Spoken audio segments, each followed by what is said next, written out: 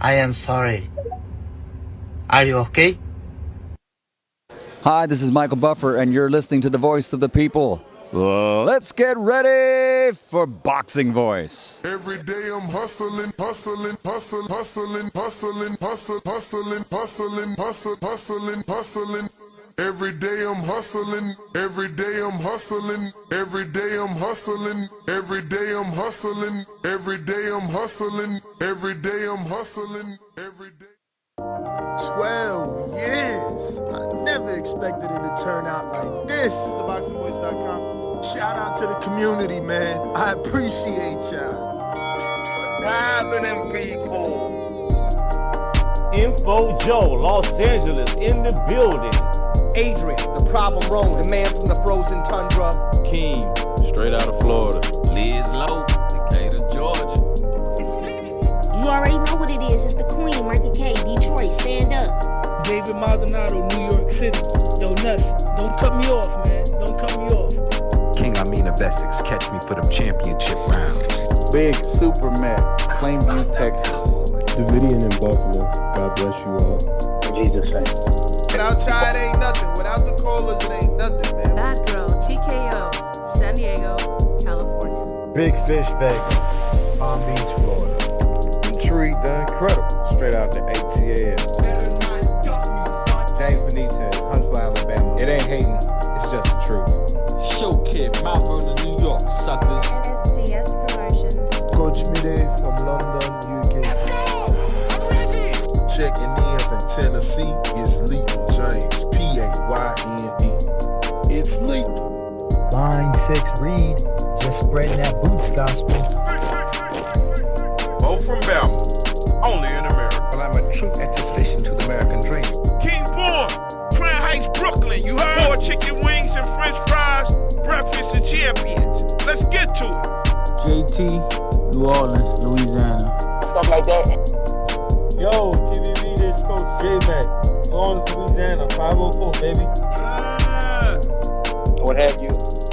C, Y, E. California. Like the video, subscribe to the channel, join YouTube members and Patreon for some. This is the #1 pound for pound and 2-division champion, Marvin the Tank Furman from Dallas, Texas. LV Sugler, from DC to Stunt City, Bomb Squad. Brandon Marie, aka the AJ Trucking, straight out of Cincinnati, baby. Madbad 100, U.S. Virgin Islands. Chick Chickarelli, Hollywood, California. Luis Reyes, Boston, Mass. Yo, drop that SDS shit, This son. message was brought to you by SDS Promotions. The voice of the people. There is no equal. You can add Nestor Gibbs on Skype to be part of the conversation. TheBoxingVoice.com. As I always say, please make sure you push the thumbs up. Share this in every episode of the Boxing Voice podcast. This is TBV for life. If you ain't on Patreon, that's because you're stupid.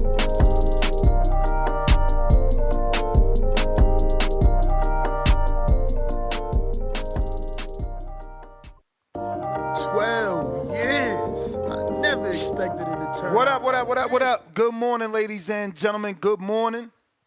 Hopefully you're having a great one. Hopefully you already put in your steps. I know you didn't. I did, though. We're here to discuss and continue discussing Artur Beterbiev and not only his performance, but now his 3 options. His trainer has named 3 potential opponents that could be next. David Benavidez, Dmitry Bivol Rematch, or Joshua Buatsi. How'd he get in the mix? But this is what we're going to be discussing. Some more Artur Beterbiev, Dmitry Bivol, undisputed fight, the results, and obviously the fact that these quotes from his trainer indicate that a rematch is highly likely, as there are a lot of boxing fans that like to call into the show and claim that Beterbiev won that decisively, yet, again, the world is split. His own trainer recognizes it and realizes that the rematch is probably likely due to the controversy. That being said, this is what we're discussing. We do want your thoughts on who you would prefer to see Artur Beterbiev face next. Is it Dmitry Bivol rematch, or would you prefer him to move on and face someone new? Exciting would definitely be the monster. You know, monster versus monster, let's see it. Buatsi, you know, I give a chance simply because you've seen those shades of Andre Ward and that inside fighting. Not that he is Andre Ward in the inside fighting, but he certainly learned how to clinch and punch, and that could be difficult for some people to deal with. And that could win potentially rounds for a Joshua Buatsi. I do not believe he's on that level. I don't think that fight would go well. He needs a lot more experience. But who are we to stop him from getting the opportunity if presented, since Anthony Yarde did get that opportunity, and he, you know, while he was stopped, he did do okay. We do want to report on Ben Whitaker. It is now being said that he had an ankle sprain, and it wasn't broken. Like I told you guys, you can see when someone is faking it, bro. And, you know, I'm not going to say he doesn't have a sprain. I'm just going to say that we all know he could have continued fighting. You know, he was caught in the airport, no wheelchair, and it's not even medicine tape, you know, not even the athletic tape that they put on when you do have a sprain. My man has white tape from, what do you call it? From your hand wraps. And it's not even the box raw or the war tape. It's just like regular white tape. Poor Ben Whitaker, he's being laughed at all throughout the internet. Hopefully they bring him back. You know, since it's only a sprain, hopefully he and Liam Cameron can get it done. Liam Cameron probably doesn't deserve that shot. You know, technically he wasn't the greatest. He was doing some hammer fist right hands in there. I could see him potentially, you know, getting a point deduction. But he did push the pace on the young Whitaker. Well, he's not really young. He's 27. To start your show now, he's press the age 1. He's the age of Benavidez and Morrell. He's not that young. But, yeah, man, there's that to discuss. Obviously, Ben Whitaker's sprained ankle with tape. And then he was detained, too. I forget what happened, but he was detained at the airport. I don't know what happened. Oh, yeah, someone was recording him. I guess they was trying to record his ankle, and he didn't like it, so I think he smashed the fan's phone. So he's not dealing with the criticism too well. That being said, I got a couple of articles and quotes that we need to get into.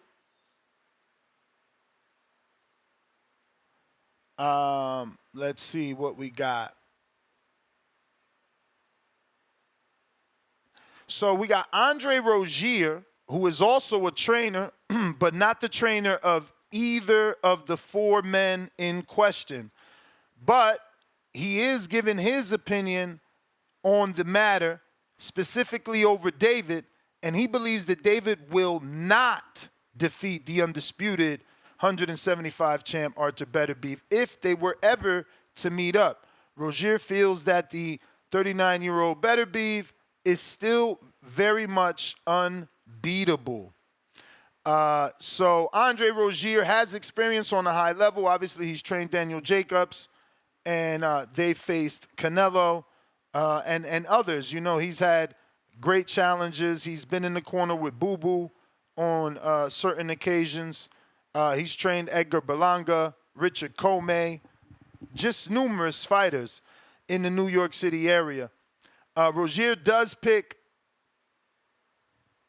David Morrell. to beat David Benavidez. He feels Morrell is too powerful, fast, and smooth for Benavidez. So I totally disagree with Rozier on both takes. I would be thoroughly shocked if Morrell pulls off the upset. But, yeah, I just can't see it. But I quote, I'm Team Beterbiev, big time. I thought it was going to be more climactic, but that's what happens when you have the best fighting the best. It was an undisputed bout, and Beterbiev and Bivol went in there and gave the crowd what they wanted. Now, I would love to see the rematch. It was a close fight, end quote. And this was said by Rozier to pro boxing fans. So another trainer that, while he scored it for Beterbiev, does want the rematch. Pretty much everyone is saying that it was close. I mean, Roy Jones went as far as saying that there was no winner. He scored it a draw, and he said there's no way you can give it 2 or 4 rounds per person anyway. And this is Roy Jones. But there are a lot of pros split on this decision. So while Artur does get the win, he may be forced to do it again in order to solidify it, because there are people that believe Dmitry deserved that win. Regardless of how you've seen it, there's some slight controversy to the matter. That being said, we got our first super chat of the day coming in from DC3, $2. Shout out TBV. It's a blessing just to be here. Amen to that. And he has the prayer hands emojis. Want to remind everybody, we're probably going to do the Border Wars show today, just because we got the Carmel Moulton second episode scheduled for tomorrow. And I got to get in the studio early to set up. Or we just do it tomorrow on the scheduled time and keep it to an hour max. Hard stop it at an hour. But for those that don't know what Border Wars is, it is the Boxing Voices amateur boxing event. You do need a USA amateur boxing book. The date is locked in with USA Boxing for February 22nd, 2025 in Tucson, Arizona. Shout out to USA Boxing for the approval. Shout out to Coach Larry Wade, strength and conditioning coach to the Stars, for sponsoring this event and helping ensure that it does get off and we get everything done properly. The sponsorships definitely go into making sure the event goes on without any hiccups and professionally, ensuring that there's ambulance, doctors, EMT available for the fighters, ensuring that all the fighters has everything they need. Shout out to Combat for Hope, the foundation that is bringing the Boxing Voice out to Tucson in order to debut Border Wars, a TBV product, to Tucson, Arizona. Shout out to Boxing Fan Apparel, also BoxingFanApparel.store, who is also sponsoring the event. And a big, big thank you to the WBC that will be sending out medals and hats and a Fight of the Night WBC green belt for our winner. So thank you to everyone. We still do need about 8 more sponsors. So if I've contacted you, hit me back. If you're interested, hit me up. And remember, this is a tax write-off. You can use the foundation. Contact me for that information. That being said, the phone lines are open. We are discussing Artur Beterbiev's next move. What would it be? His trainer believes fights with Benavidez and Buatsi. And I quote, I think those would be big, light, heavyweight fights. But I think everybody in the world would say today they have to do a rematch. I think everybody would say that. And that is his words from his trainer. his trainer. So when we get these callers that call in here and like, oh, get over it, Artur Beterbiev won. Well, the team isn't quite satisfied with the way that they won. They hear the outrage. They hear the public and potentially want to silence that public by giving us the rematch. Discord is available if you want to speak and voice your opinion on this topic. Also, the phone lines are available if you want to call in, and so is X Spaces. Now, X Spaces, formerly known as Twitter, I do need you guys to go ahead and give me a repost, as that is the easiest way to get some new callers and new listeners to the show. Everybody on YouTube, you know what time it is. Time to smash the thumbs up and subscribe if you haven't already done so. And my Discord people, not much you can do, but give me a thumbs up regardless. Actually, let me turn on the Discord camera. I always forget that. Apologies.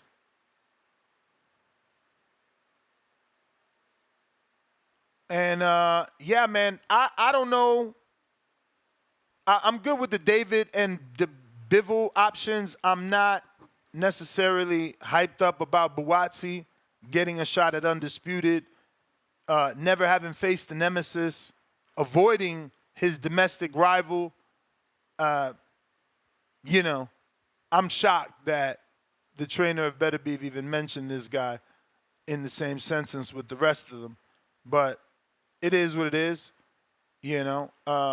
Buatsi did give his opinion over the fight and who he thought won.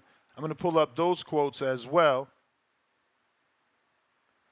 And I quote, "I'll be honest with you, I genuinely had Bivol winning." Yeah. When I heard the last scorecard, I thought, okay, 2 judges have seen it the opposite way, but the 3rd judge indicated that Bivol had won it. But look, that was just my opinion. Both men had bruised faces. It's a 12-round, both men had bruised faces. It's 12 rounds of fighting the best of each other. In my opinion, I thought Bivol had won. End quote.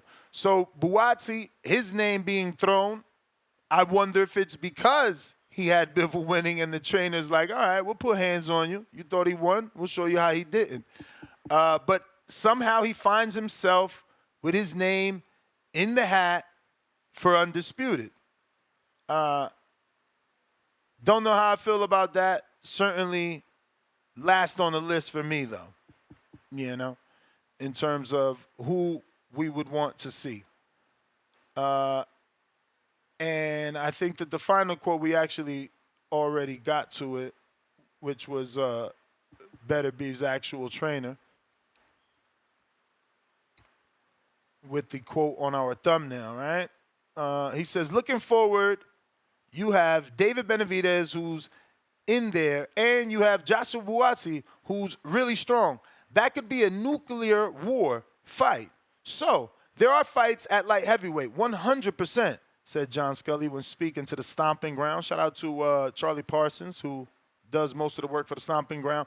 Quote, we wouldn't need to go to cruiserweight. No disrespect at all, but I don't even know any of the cruiserweight or who's the champions are. Quote, so fights with Benavidez and Buatsi, I think those would be big light heavyweight fights, but I think everybody in the world would say today they have to do the rematch. I think everybody would say that. So those are all your quotes. That is essentially what we're talking about. If you're interested, don't forget to press 1 if you're listening on our landline and you want to call in via cell phone and or your landline, or raise your hand on Discord or X Spaces. Remember, no callers, early show, and, won't help you get through your workday. Hit the gym or something is what I'll end up doing. So, yeah, we're taking calls. Anybody looking to call in, now is the time. If not, I guess I picked the wrong subject for you guys this morning, and we'll be back at 4 o'clock.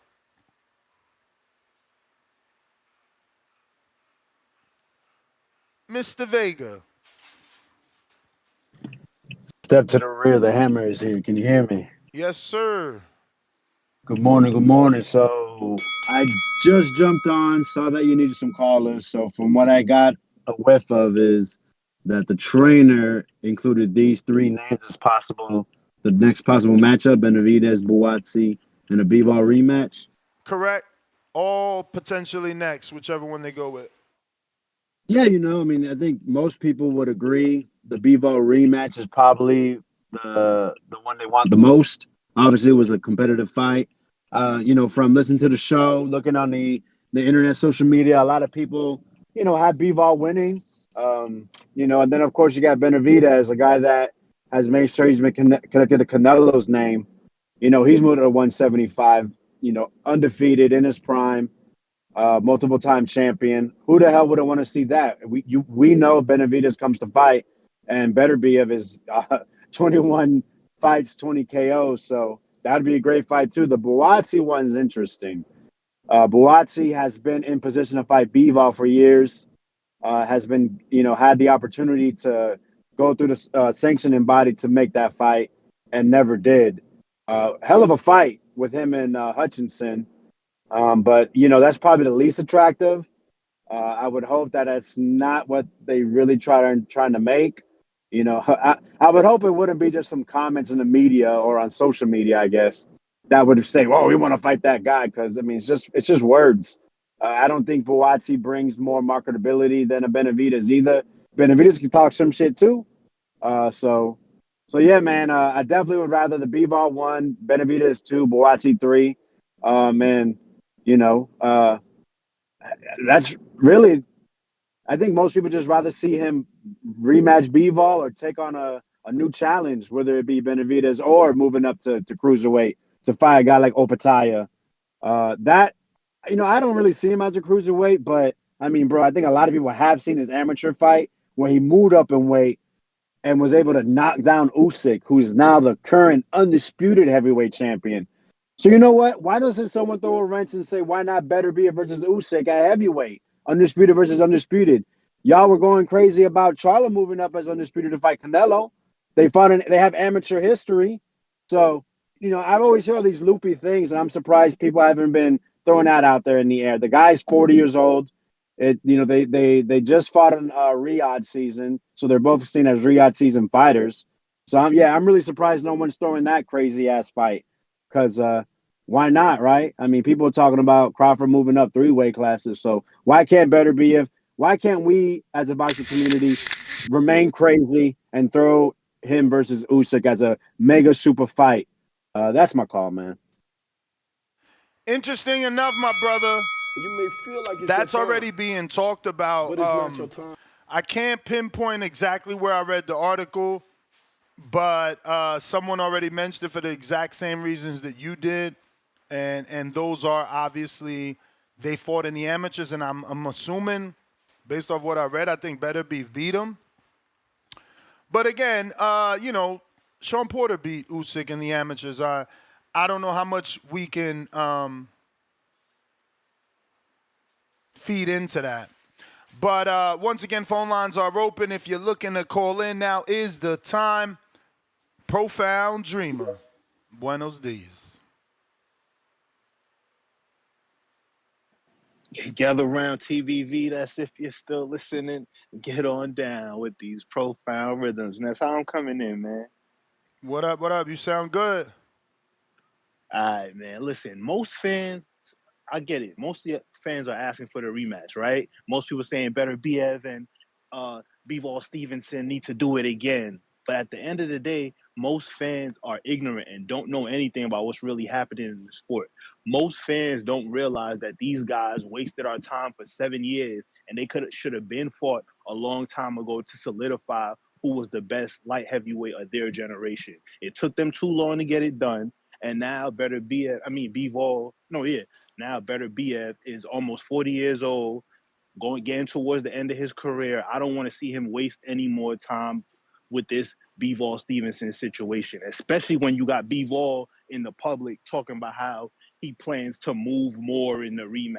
I'm not paying to watch you move more, right? If moving more is your idea, what Bivol Stevenson needs to go do is fight Joshua Buatsi for that interim WBO belt and get back in line with this new generation of 175-pound fighters.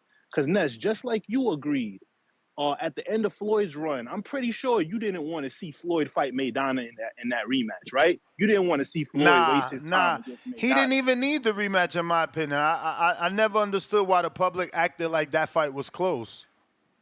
Thank you. That's my point. Once a guy is getting towards the end of his career, I don't want to see you wasting time with close rematches, bruh. Beterbiev needs to move on, and he needs to fight one of these guys in the new crop coming up. He needs to fight the winner of David Benavidez versus David Morrell. And Bivol, he's young enough to get back in line with this new crop of guys and prove himself in this new generation. All right. And again, going back to Keith Thurman, when Floyd was in 2015, when Thurman was Floyd's mandatory, you wanted to see that fight, Ness. Just like me, I was hoping that Keith Thurman would have got that call back when he was one time in 2015. But it didn't happen. Floyd didn't fight none of the new crop of the 147 guys.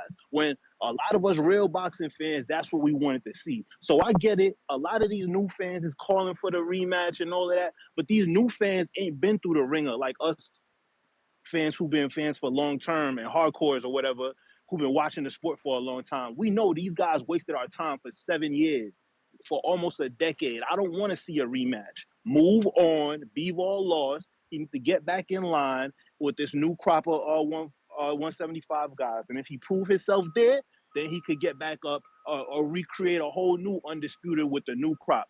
But Beterbiev needs to pass the torch to one of these new guys. And I want to see him fight David Benavidez. That's it. Once David Benavidez get past David Morrell. But that's my call for now, man. I'll call back in if we get a good debate going. But it seemed like I said, these new fans, they don't realize what they really should be upset about. And Bivol played himself coming out there in public talking about he planned to move more in the rematch. So I don't need a rematch from you, my guy. But that's my call for now, man. All right, champ. Appreciate you. Phone lines are open for those that want to call in. We got Treese, Toledo, Ohio. What up?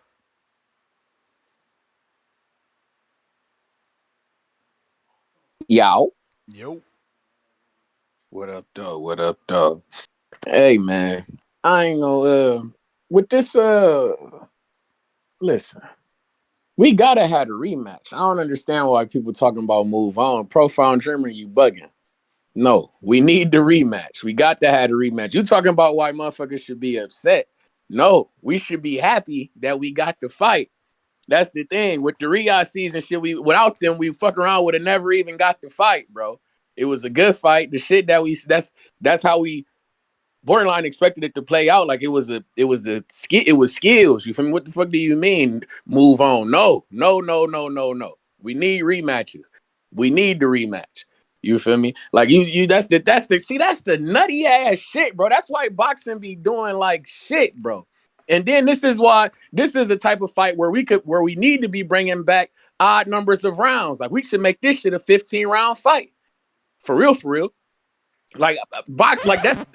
I feel like that's the reason why we have a lot of draws and all this confusion around boxing, because it's even numbers in round. Like, what the fuck are we doing with 6-round fights? Like, if we need the extra round, you feel me, to be a deciding round. Like, what the fuck? I don't get it. Like back in the day, they was doing 15-round fights, especially if it's an undisputed fight. We definitely need 15 rounds. Like, would it have hurt you to see 3 more rounds? Do you feel like you could have came to a decisive, conclusive winner? It would have hurt one of the fighters, my brother. It would have hurt one of the fighters. How? They was in their fight. That's the thing. That's my point. Because there's a reason we stopped. There's a reason we stopped 15 rounds, bro. Why did we? Because of the deaths in the ring. Are we not sure that's because we're the same day weigh-in? I mean, if we got they stopped same day. They stopped same day weigh-ins, and then or before they stopped the 15 rounds. It was all like they just changed those things to try to minimize some of the, dangers and risks, right, that the fighters are taking. You talking about taking, 9 more minutes of punishment from Artur Beterbiev, just so that we could get a clear That's my decision. thing. But that's my thing. It's the art of attrition, bro. It's what they call. It's a war of attrition. You feel me? That's with them 3 extra rounds. That's what we need, bro. We need we need this shit. Again, there were plenty of studies and people that voted against it, and that's why we're at 12 for the safety of the fighter. They vote a lot. They vote against a lot of shit, man. I'm not with that. That's scientists don't box, You man. also not the one fighting. You don't box. You ain't taking the punches. So it's easy for you to say you want 9 more minutes of someone else taking punches to the head. Listen, man. Yeah. I feel like to come to a conclusive winner, man. We need the extra 3 rounds. That's all I'm saying.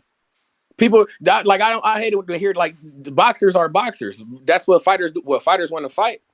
Fighters they know what they sign up for. I mean, like I said, it's a war of attrition. We seen Bivol fading. You can't. I feel like in those extra 3 rounds, Bivol would have got up out of there. I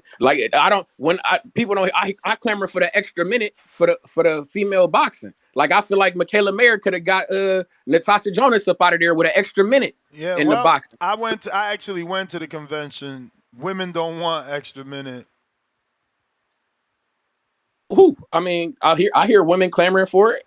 I hear some women not. I mean, it's subjective. There isn't enough of them, and they're split, and that's why there's never been nothing done. Those that want 3 minutes don't want 12 rounds. Those that want 12 rounds don't want 3 minutes. Like I said, I was at the convention. So when you was at that convention, did you ask for open scoring? Was that a thing too, or is there science behind that as to why it's not open scoring? Is it gonna hurt our eyes to see the fucking score or have a scoreboard to know what fighter is ahead in the fight or something like that? I didn't ask, but remember, open scoring is a thing. That's just like was it a thing at the fight? Was it a thing at the fight in Saudi Arabia? For an undisputed fight, was it a thing? That's what I'm saying, bro. Why is it only a thing in certain countries? But that's the boxing is divided, man. Just like replay, certain things are up to the commission. So, not the sanctioning body, the commission, the governing commission. I'm not even talking about the sanctioning body. I'm talking about so how the fuck is boxing a global sport, but we can't even agree state to state that certain rules should be agreed upon? Because it's not a league. Every state governs their boxing. That's how it goes. You want us to be universal. You want us to be universal and tag team when we ain't got no league. Yes. What the fuck? What's wrong with me for wanting regulations in a sport? My bad. My brother. My bad for. I'm not saying there's anything wrong with it. I'm saying that you asking a silly question or saying a silly statement. You know why things don't work. I don't know. I don't know. On, that's why I'm on this show asking. I'm sure it's a lot of you tell me all the time. It's people. The people listen to this show. So I'm not even trying to get into it with you. There's no league though. What the fuck is Riyadh season? My man looking like a commissioner around this bitch to me. Dude, he's sitting ringside at the fight, gang. What the fuck you mean he can't implement open scoring, blood? I just watched him have a different fight with the Riyadh season banner on the fucking ring that had open scoring. So why wouldn't you do that for the undisputed fight? So Riyadh my nigga, season we've been waiting for it for years. Riyadh season is a league. That's what you're saying? These motherfuckers acting like it. That's all I heard when I said, "Yo, we not a league." You was like, "Oh, Riyadh season, he's in the." Was the Riyadh season banner not in the ring? Yes or no? The Riyadh season banner's on my video game. Cool. And like I just told you, I've seen the Riyadh season sticker on other fights, my nigga, in Mexico that had open scoring. The Riyadh season. So why not? So why not have open scoring for the undisputed championship fight that we've waited for years? Open scoring isn't a hard thing to ask for, gang. A scoreboard on the screen, like I say, boxing forever gonna have this fucking issue because it's too subjective. It's the only sport in the world with no scoreboard. I rest my case. Shout out TBV and shout out Toledo, Ohio, man. Y'all be cool. You may feel like it's your time, but it's not your time. Trees just be one of y'all. Yeah, shout out to Trace. Hey, good morning, Ness. Good morning, CBV. Another beautiful day in boxing. Hey, look, man, what's next for Better Beef? It's crazy that it seems like David don't already have a fucking plan, a fight plan. He got David in front of him. It's crazy that people think like it's already a done deal, that he's already walked through David, and I don't know. That just Why seems you weird to me, mad? bro. Why you mad that What Better up? Beef's trainer doesn't believe Morrell can beat David? I mean, the thing is, Jose doesn't even believe that David can beat Morrell. That's why he waited. It's funny that But Jose we're and not Dave. talking about Hold on, David, hold on. right? I thought we But was I'm talking going about there. what the But I'm going trainer. there. But I'm going. I But thought we I'm was going talking there. about the trainer saying the three options. It was his three options. He Yeah. believes these options. But what I'm trying to tell you is that even other people within boxing are fucking smart enough to see that there's no real fucking fight going on, or what's happening. Because how people like yesterday were calling in saying that, oh, shout out to David because he's doing what Canelo's not doing. He's fighting his boogeyman because David is Canelo's boogeyman. How can Benavidez be Canelo's boogeyman? Like, how can a guy be a boogeyman to a guy who has 60 plus fights when he's fighting a guy Because who's the allegedly public. his boogeyman Because the with public 11 is demanding fights? it. Because the public is demanding it. With And 11 not only fights. are they demanding it, but they're saying it. Like, you're going to argue No, with every yeah. fan? I get that part. But look, his boogeyman is a guy with 11 fights. His boogeyman is a guy who fucking was Yeah, but originally on that's his only deal. that's only Hold on. because David has the balls to call him out. No one else has the balls. Yeah. Canelo I don't hear even that. I say hear his that. name. But this call out came after what? Oh, after Morrell had a bad performance, and Jose is quoted saying he did not look good in this performance. I think now is the perfect time. Look, they were on your show. David Benavidez and Jose Benavidez said we have a 3-fight deal. Morrell was one of the names, and when it came down to fighting Morrell, when Morrell's name was up, like when his name was next up, what happened? David and Jose said we're looking past Morrell. Morrell brings nothing to the table. He does nothing for us. He has 11 fights. What He is your still needs to point, grow. my brother? Look, What is your point? Ain't he fighting him? what I'm trying to tell you is Isn't he that fighting him though? What are you complaining about? Why are we acting like David don't already have a fight planned? My Like brother, you this want the happens fight in so bad. You want boxing. this Like, what fight. is You wrong want with this you? fight so Jesus bad for David. Christ. You mad because you know Canelo can come in and take this fight anytime he wants. Canelo, if he wants better beef, he'll take it and fucking Bro, and we said that and yesterday, invite, bro. We said and that he'll invite yesterday. David and Jesus. he'll invite David to the fucking press conference, man. What you want me to do? I wasn't around yesterday. Like you want me to be here for every fucking show? I'm just saying, man. I It's want you crazy. to People stick to know the that topic, David is man. finally David Benavidez is finally You may stepping up in feel like it's your competition. time, Shut the but fuck it's not up. your time. Jesus Christ. You dudes are weird, man. Lord have mercy. Grown ass man, dick rotten. This shit's so fucking weird. And I don't even say that shit about people. God damn it. Just yelling and talking dumb shit. We not even talking about that. You so toxic, man. The fuck is wrong with y'all? Y'all don't get no ass. Y'all don't have no happy life. It's 6 a.m. You so mad and angry at David. Motherfucker, the show's about Better Beef. Fucking weird ass motherfucker, man. Shit weird, bro. Dudes grown ass men, fucking grown ass babies. Just crying and crying and crying. Ain't add shit to the show.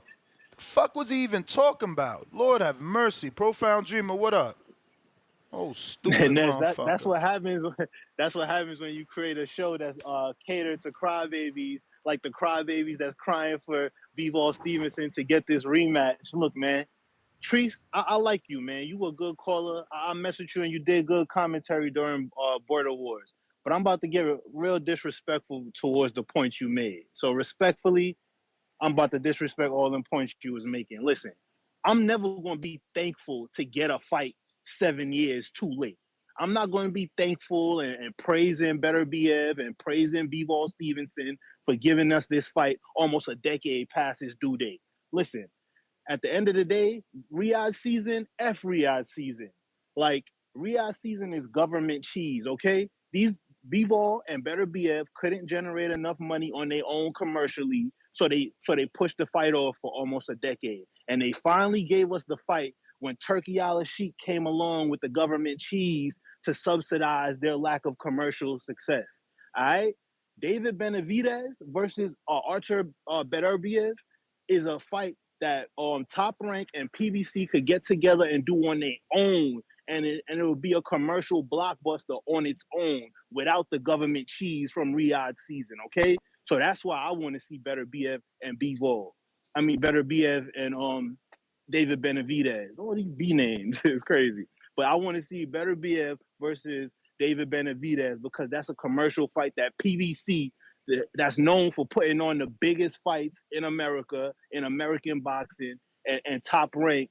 Those two monsters, those two juggernauts could get together, co-promote this, and they won't need Riyadh season. And that's more sustainable and that's more healthy for the sport long term than for us to be holding Turkey's hand, walking around with our hand out, begging for the Riyadh season government cheese. Like government cheese is cool and it'll get you through in them times when you're struggling. I ain't knocking nobody on assistance, but I'm just saying, the long term, for the betterment of the sport, it's better to do fights that's organically gonna be blockbusters, that's organically gonna be excitingly competitive, not just a guy like Bivol planning to run away. The man told y'all he plans to move more in the rematch, and y'all begging to pay for this. Because think about it, you gotta pay for these fights. Riyadh season is going to charge you pay-per-view for this rematch. It's for you to watch Bivol Stevenson move more, run away more. Like, get out of here. The fight that's real, that's organic, that's a bigger commercial fight is David Benavidez versus Artur Beterbiev. And that's, you know, I'm right. That's why you're not saying nothing, because you know David versus Beterbiev is a bigger fight commercially. It just is what it is. These is facts. I mean, that's the fight I want, especially based off those three names.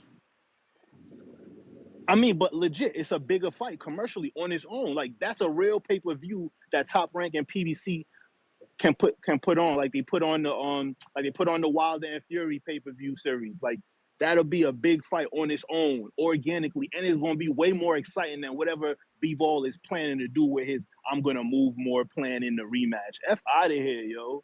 Like Tree, so stop thanking and appreciating fighters for giving you a fight 10 years too late. Like Bivol and Beterbiev played us, all right? They could have fought 3 times already, and we would have known for sure who was the best between them. So at the end of the day, it's time to pass the torch to the new generation of 175 fighters. It is what it is. That's my call. I'll call back in if anybody got something to say. Huang.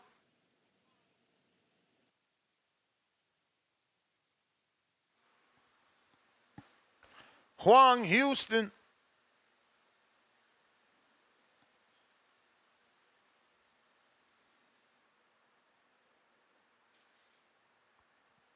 Huang Houston. My man, I forget. My man takes 3 times to connect. Joe Pilot. Joe Pilot. Yo.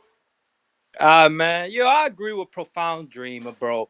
There's nothing Bivol can do that can beat that Russian bear, man. The Russian cyborg, the modern day Russian Dragov. The Rocky character, whatever his name was. Yeah, man, I don't want to see that. I'm gonna do a little matchmaking right here. We already having. Let's get this little cheap Super 6 going on, But instead of everybody's fighting to fight better beef. Bivol, get a little tune-up, get a little tune-up with a lower level 175 guy. And then Buatsi versus Yard, and the winner of that faces Benavidez or Morel winner. Then the winner of that faces Bivol after his tune-up. And if Bivol can get through them guys, then get the rematch. Because it's like, there's nothing Bivol can really do to win on the scorecards because he's not knocking out Better Beef.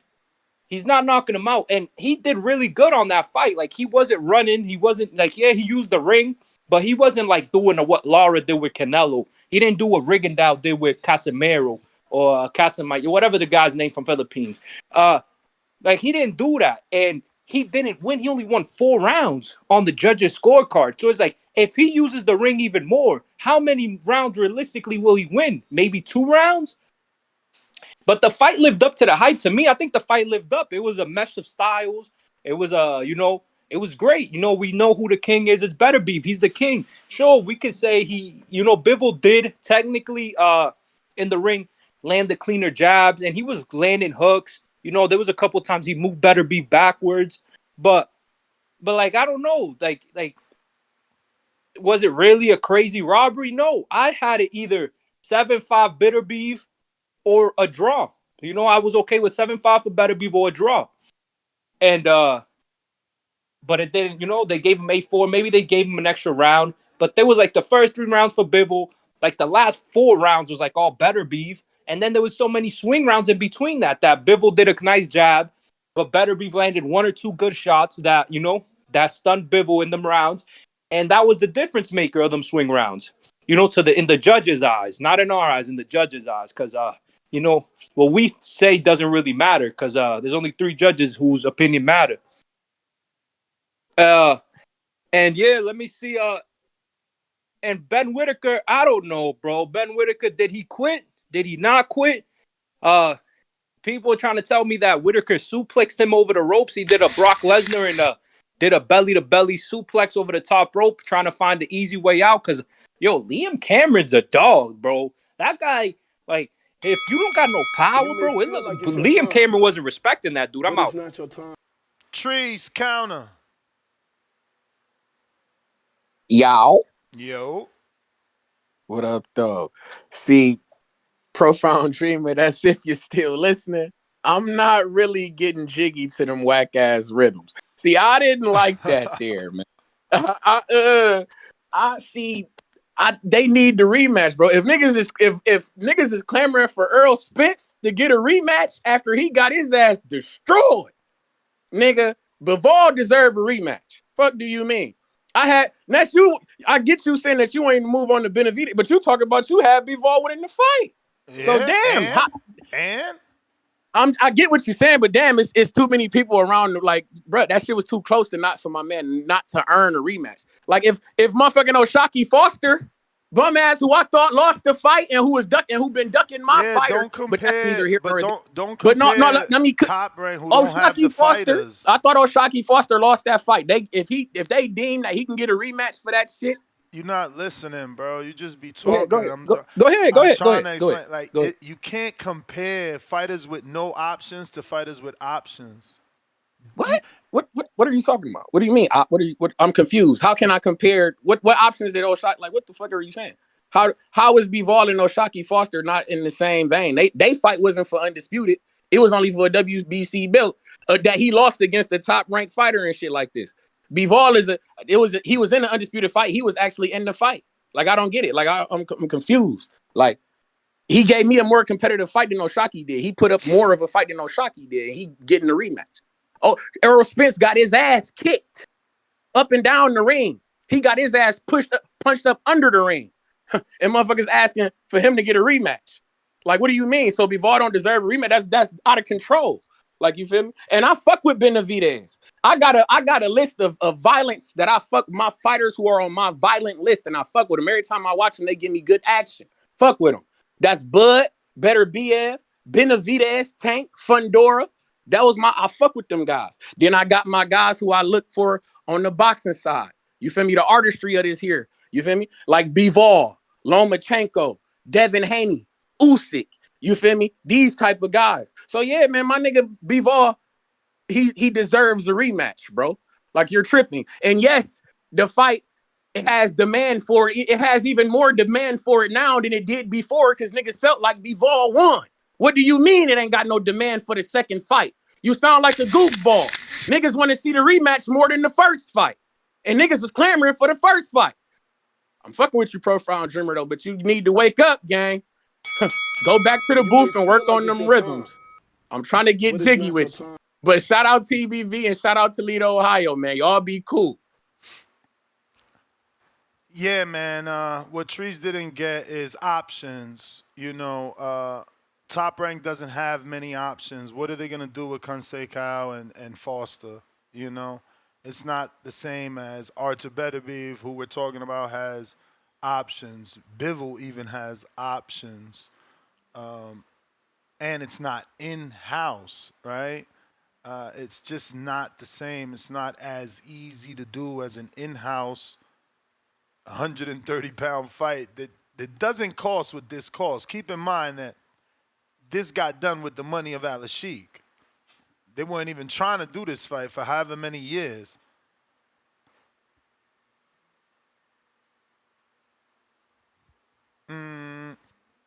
We got Huang trying you for the second time, but it still might not work. You're 3 times a charm guy.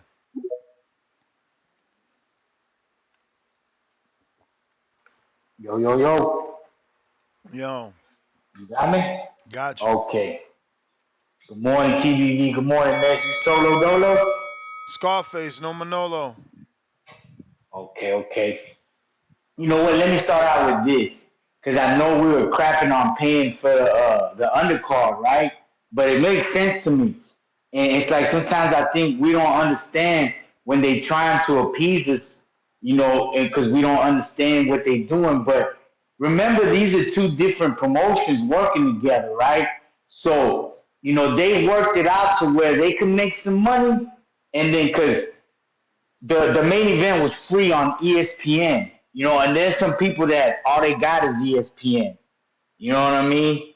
And it ain't nothing proud to be, you know, brothers, y'all stay out of trouble, y'all live y'all life straight. But man, when fights like that came free in the can on ESPN, because that's all we got in there. ESPN1, ESPN2. Man, that's a blessing. And think about all the people that had access that just got regular cable in the world, everybody. They had access to that fight. You know, so they came up with a way where they can make that money. And I was thinking about that because I was like, man, then I like really thought about it. So I think boxing fans, we gotta be more careful and, you know, be thankful for what we get. And it wasn't I didn't get to watch it because I got off of work late. I just got to watch. I got home literally 20 minutes for the main event. I still gotta go back and watch the fights. But I don't know how good they were, but you know, especially if you was a UK fam. I know you had a good card, fam. Shout out to Timboski. But actually, man, I went with Better Be. I almost want to eat crow though because I felt like Bivol won. You know, I gotta go back and watch the fight. Did I miss some? I had a 7.566 Bivol. You know, I really thought it might have. Me and my father watched the fight together, and me and my father thought Bivol won. We thought he was landing some clean punches. Yeah, Better Be was breaking the guard. You know what I'm saying? He was going around the guard. That's one thing that's where I think that the judges might have scored it for him because Better Be was able to go around the guard and hit Bivol. But it was a close fight, and I think they deserve the rematch, man. Like I understand there's options. I understand all that, but man, that's a highly contested fight. That was a great fight, and this fun disputed, man. This is what I got. Turkey. What you need to do is do co-main, the 2 Davids, and then Better Be and Bivol rematch. That's the next card. We need the rematch, and we need the 2 Davids as the co-main. And before that, Hot Rod need to be on there, man. Hot Rod, shout out to Hot Rod. TBV, like and subscribe. Thanks for having me, man. You may feel All right, like champ. it's your time. Appreciate you. But it's not your time. If you're watching this on YouTube, go ahead and smash that thumbs up. It's going to help with the visibility. Hopefully, it'll put this episode in the eyes of potentially new listeners and callers, right? We get some new opinions on today's show. But you gotta spread the word. You gotta do your part, man. We got King Davey. What up? Yo, what's up, Ness? What's up, TBV? Chilling. Hey, like I said, I scored that fight 114 off, but it was around in there that actually the first time I watched it, I gave it to Bivol, then I changed it over. I want to see the rematch personally.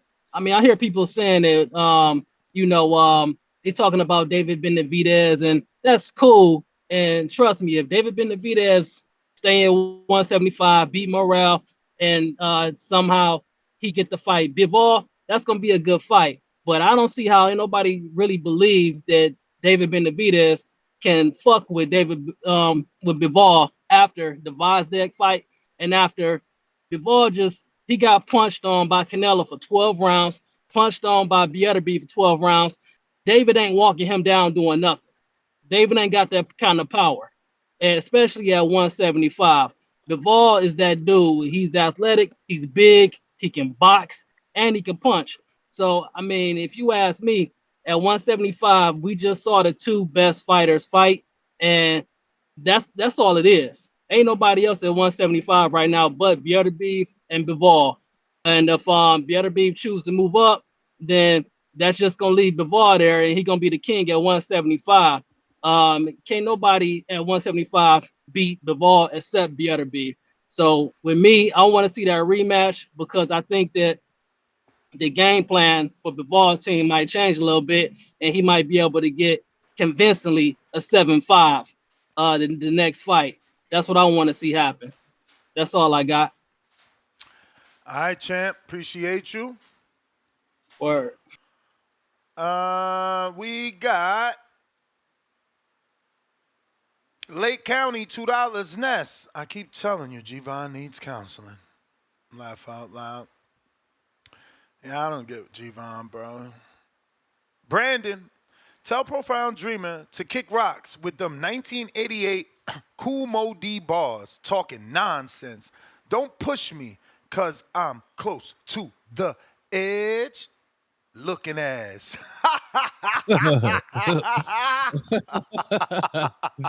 Oh shoot. Damn. What up, Two-Tone? Super What Estrella. up? What's cracking, man? Yeah, man, I've been following the Gucci third leg story. Pause, man. What the fuck You, is that? you up on that, Nate? Gucci third leg. What is that? Yeah, Gucci third leg has 3,000 sexual bodies, and he's doing a serial infection of only fan models right now. Big scandal. Big scandal. What? Yeah, 3,000 bodies. Gucci, his name's Gucci third leg. Oh, and okay, he's bodies. You mean he's kept count of the sexual encounters? Yeah. Yes, 3,000 sexual encounters, and he's currently infecting uh mad only fan models right now. Infected, but what? He's got an STD? Yeah, he has herpes. Oh. Yeah. And who is this guy?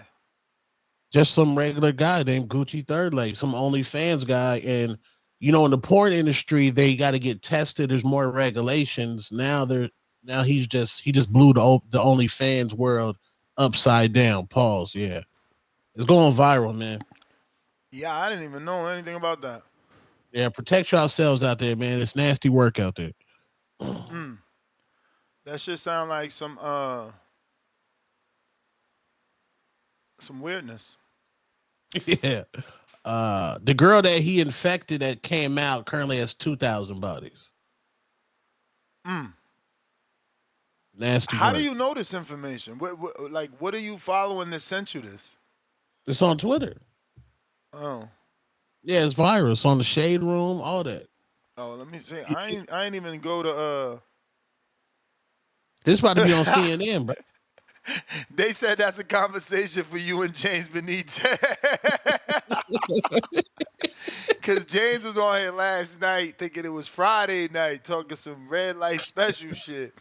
We got Pristine Sports Network, $2. Profound Dreamer is a jive turkey emoji. Hashtag DC3A clown. DC3 $2. Shout out to Huang. He said he didn't watch and then he watched.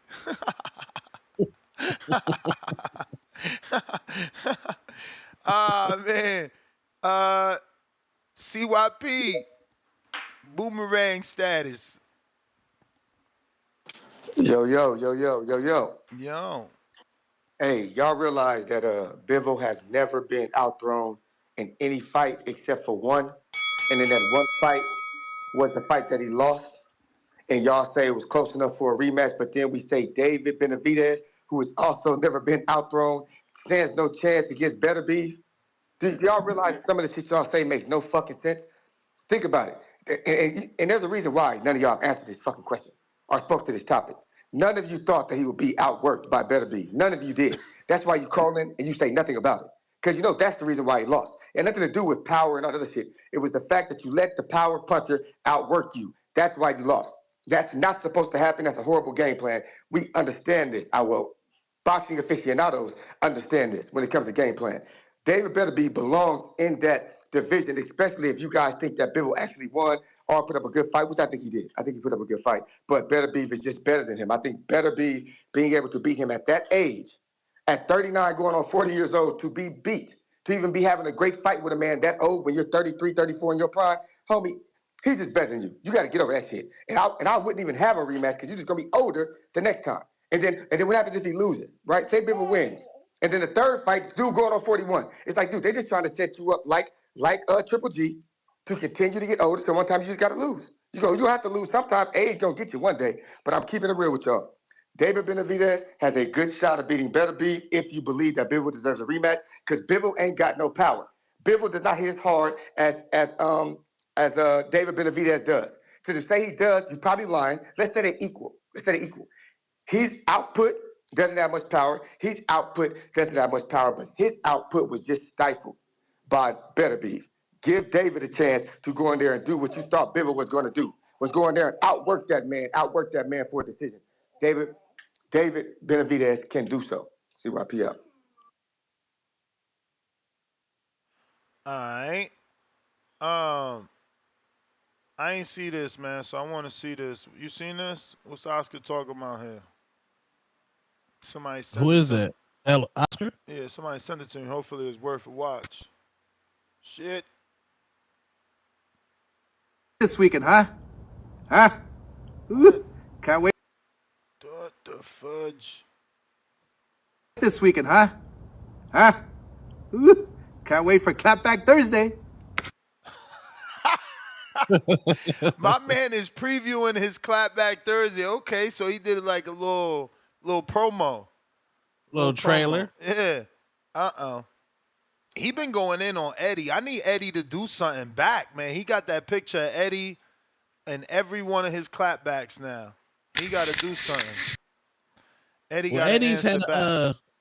Eddie's probably had a great year, like in regular life, like being mature. Yes, he's made a lot of money this But year. he's getting kicked in boxing. He's getting his ass kicked. I mean, it's not your time. Oscar's keeping score of all the losses and of all the failures, and then he's publicizing it on his very popular Clapback Thursdays. I think Eddie needs to respond. He's just as charismatic. I think he can make something happen, and that's good for their businesses equally. Chad, Canada.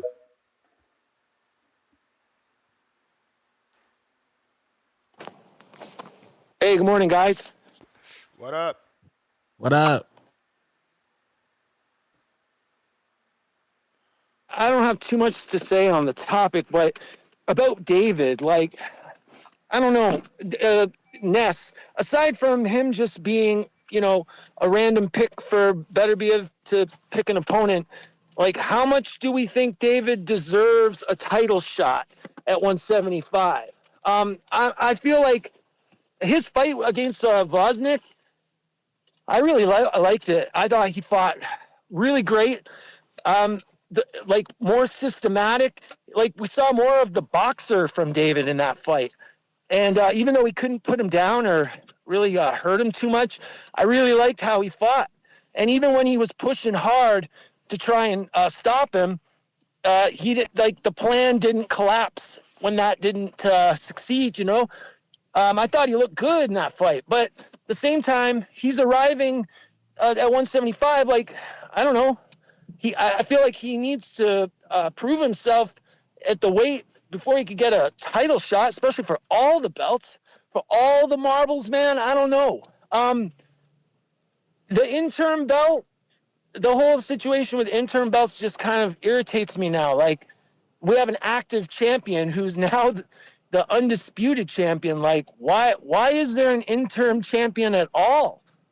I don't feel like that gives him any more reason to get a title fight than anybody else that's been a contender in that division working to try and get ahead. But I do want to see David fight. I'd like to see better. I like the idea of Beterbiev and Usyk. And I've heard that Usyk might consider to come down and fight him. And I mean, Jai Opetaia, I really like him as a fighter.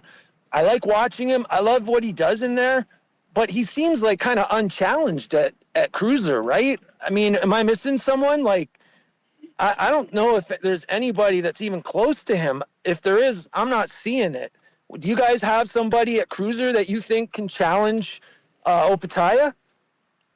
At Rozecki cruiser? guy, is he good? Yeah, Ryan Rozecki, Noel Milalenkin winner. What do you mean? And what's wrong with Chris Billingsmith? I can't hear them. You can't hear me? I don't know if you guys still have me, but You I hear can't me? hear anything. Yeah, it must be your service. Listen, what's wrong with Chris Billingsmith and Gilberto Ramirez winner? I mean, why are we acting like Opetaia cleaned out the division? He didn't do shit but get a lot of publicity from fucking Alice Sheik. What did he do? Who he beat? Meredith British twice? You had the rematch of 41-year-old? Sound like Bivol. Spider Rico.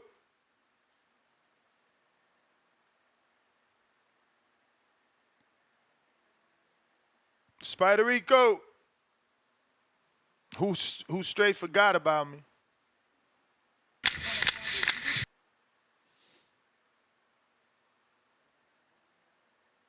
Usyk wants to come down to fight Beterbiev? Damn, that You would may be feel that like would it's be your time. gangsta of him. He's the But it's he's not the your kind time. of guy that does that though, right? Like he is the challenge guy. Like all his fights have been fucking challenges. You there, Grand brother? Rising, God. I'm here. Can you hear me? We hear you now, brother. Yeah. Grand Rising, y'all. Grand Rising. Never mourning, never grieving. We're here to stay. We're never leaving. Shout out to Danny. I remember Danny. Some people got kicked off the show. He chose to leave. You know what I mean? He chose. You always could choose. There's always a different way. You gotta find your own way. I like watching the old school boxers. Julio Cesar Chavez Sr. seemed like he know the best ways. He know the best ways to get to you, to roll on you. You know what I mean? I love talking boxing. You know, TBV, they really helped me a lot. Everybody in the community. If you listen to my voice right now, I bet you could hear the pain in my voice. You know, I lost my last fight, so we live with that. Keep going. We work on more combinations. We find a different way. We find a different way. You know, it could be the Julio Cesar Chavez Sr. or it could be the Floyd Mayweather Jr. You know what I mean? But if we stick to the topic, David Benavidez, I think he living that Miami life. You can see it in his body and his flesh. And the last time he fought, he wasn't the best reflection of God that he could be. But that's okay. He still, the judges still gave it to you. That means when the judges give it to you, that means God is with you. The judges in this, inside the box, the judges are God. And they're watching. Everything y'all be trying to say, oh, they counted more punches. That don't matter. If this man is more handsome than you, look better than you, the crowd get more roared up for him than you lost the fight. You got to control the crowd. You got to control your opponent. You got to control all the circumstances that the judges could even reflect on your performance. And so it don't really matter who landed the hardest punches, who landed the most punches, it don't matter. It don't matter what the show happened like.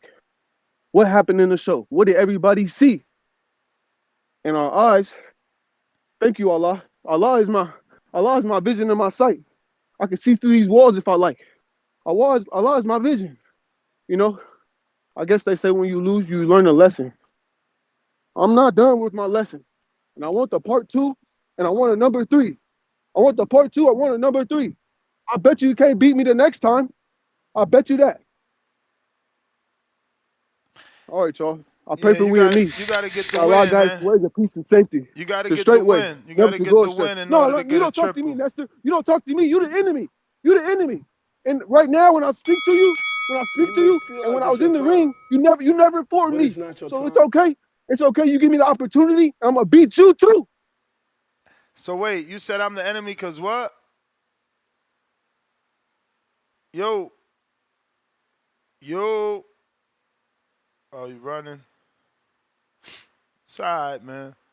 You see what they do to you, man? They call you the enemy. My man has 9 fights. I gave him an 0-0 fighter, and now it's my fault he lost.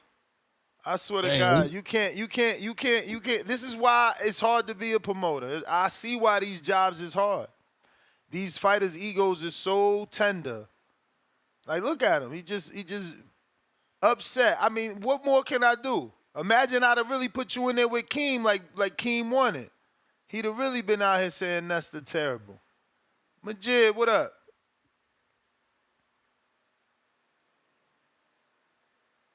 Tell me my shit working today. David, so I'm not allowed to root for nobody? My man said, to be honest, Ness was root for the other guy. I told y'all I seen the other guy was a natural. But you want me to not you want me to close my eyes? Go ahead, Majid. Shout out to the winners and losers. Everybody need to like the video, subscribe to the channel, join YouTube members and Patreon for something. I heard a lot of people talking about yesterday, but it ain't today's topic. I halfway read it, but I'm gonna act like I know what it is. So I wanna see Better Beef. Like my overall choice first and foremost is I wanna see him fight Canelo. Because we seen that, just I don't know if that was master box or what they gonna consider it, but we seen at the end of that fight, he was trying to get the fuck out of there, trying to survive. But shout out to Bivol. I want to see the Canelo shot because Canelo got those explosive punches, the speed, the counters. I ain't even saying he could win or lose. I just think it's a good fucking fight. The rematch, I feel like if anything, maybe it could be warranted, but I ain't really into that right now. The Benavidez, I'll be good with that shit too. But if I had a choice, hey Brandon Lenz, I'm sorry, man, but it's Canelo. I want to see that, Ness. I think that is a good style, and we gonna see. We just gonna see Canelo on a whole different level. Had to bring out more tools, and I think that the way that he punched, he put everything into his punch. Shout out to Bibble selling the fight, a possible fight. Shout out to him. But I that's all I got to say is that I want to see the Canelo fight. If you gonna fight somebody when your name buzzing like this, you might as well go for the cash cow economy booster. So that's my pick, man. That's all I got, yo. Shout out to y'all. And fuck whoever don't agree with me. I'm out. I don't mind the Canelo fight, but that's, the obvious casual fan fight. And the big fight, right? Huang out of Houston, $2. You was about to say something, champ? Yeah, we just got to understand that Canelo's in the soft guy era. Canelo's not gonna fight Better BF. Yeah, You got to go. I don't know about that.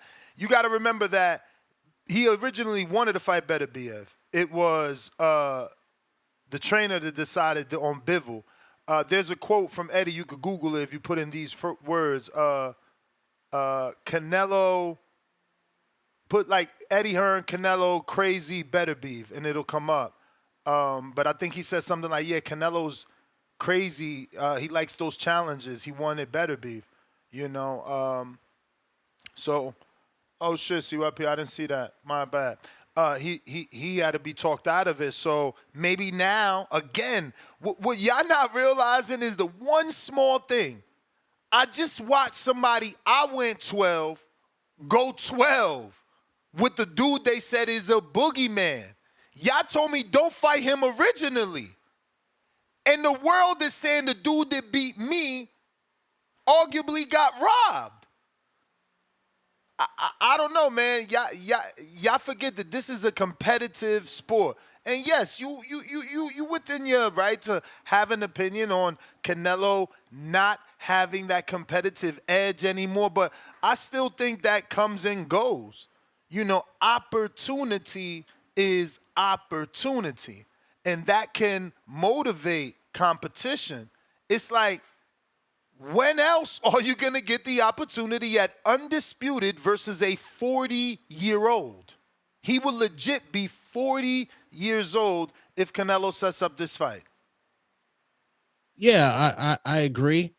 This isn't your normal 40-year-old. He isn't. He isn't. I respect that. But definitely he's on the next workout plan. People gamble And every day. You said what? People gamble every day. Yeah, they gamble, but I think Canelo's at a stage of his career. He wants to wear his collaboration with Dolce & Gabbana, walk out in Vegas on the way in, have those thousands of people out there, wave to the crowd, and when he looks across at the weigh-in, there's going to be a C-level fighter right there. Canelo is content with fighting, but not fighting. I just don't think that you don't realize that there is no shame in losing in a challenge. His legacy is cemented. This isn't Roy Jones at the end of his career getting beat up by any and everybody. This is Canelo losing to dudes 35 pounds heavier than where he started his career at the end of his career. This is Canelo doing what we asked Floyd to do and actually doing it. We wanted Gennady. We wanted Paul Williams. Like, we wanted Thurman. He doing it. He doing it. So, I don't know. I mean, this ain't about that. I'd rather the names the trainer recommended, which is David, Bivol Rematch, Buatsi. But I hate that people don't believe he would at least consider it. Like, Beterbiev didn't look the same. He just didn't. And maybe it's as simple as he didn't score the normal knockout he scores. Maybe it could be just that simple, but he certainly didn't look the same. But let me ask you, he didn't look the same because he was standing. Bivol is a A+ fighter, so that's why he didn't look the same to me. But let me ask you this, Ness. The TBV chat, majority of them say that Beterbiev would cook David Benavidez. Why would Canelo duck David Benavidez? It's a clear $200 million duck, but then go fight Beterbiev because the legacy is there. The legacy is there. Like, maybe he's telling you the truth and you just don't want to believe it because you're so much of a Benavidez fan. And I don't mean you, I mean in general. He says, what does he bring? He only brings 25 pounds to the ring because he brings no legacy. He brings no legacy. You fight Beterbiev, win or lose, that's going in the history books. He tried to fight Artur Beterbiev for undisputed. He failed. He lasted 12. He got stopped. But it's in the books. Like, losing to David got to beat Canelo and go on to do more than for it to mean something for Canelo the way Floyd beat Canelo and Canelo went on to do more than.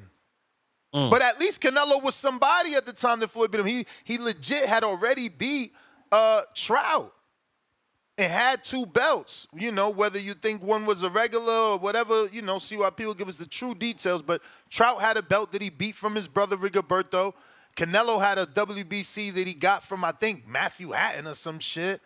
And, they went into that fight. And, look, I don't know, man. If Crawford is willing to risk his body for legacy, why we can't give Canelo the benefit of the doubt? That's weird. Counterpunch. My bad. Yeah. I didn't know you was going to say something. Well, Canelo no longer undisputed, so I think Crawford might be selling his O at this point. On your chat. Right. All right, listen up, man.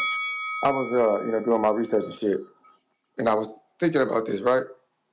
I don't think people realize that people be talking about David, he ain't read that hit harder up there, boom, boom, boom, boom, boom. They question his chin because of Graville, but you know how old he was when Graville hit him with the flash knockdown? Because if you go watch it, Two Tones, you probably seen it. If you go watch the knockdown, it was definitely a flash. He was off balance, boom, got caught, got up, laughed about it. That's a flash knockdown by definition. He was 20 years old. If you go look back when Canelo was rocked by Cotto, little brother, He was rocked. He was 19 years old, and he was beat even worse after he caught him with that check left hook. He pounded on his ass after that. He bombed, hit him into the ropes. Ropes held him up, then he pounded on him, and the referee was sitting there thinking he was going to stop it, but he didn't. It's a big difference. One was 19, one was 20. Since then, both of them men have not been scathed at all with their chin, so I'm not holding that against neither one of them. But the fact that some of y'all still want to hold that shit against David, it's some weird shit. Nigga was 20 years old. He was literally less than 8 months older than Canelo. 8 months younger. And Canelo was much more experienced. We know Canelo started when he was much younger. So let's stop with the bullshit. David Benavidez most definitely belongs in this division. If you look at if you look at Bivol's resume since becoming champion, he's had 12 fights.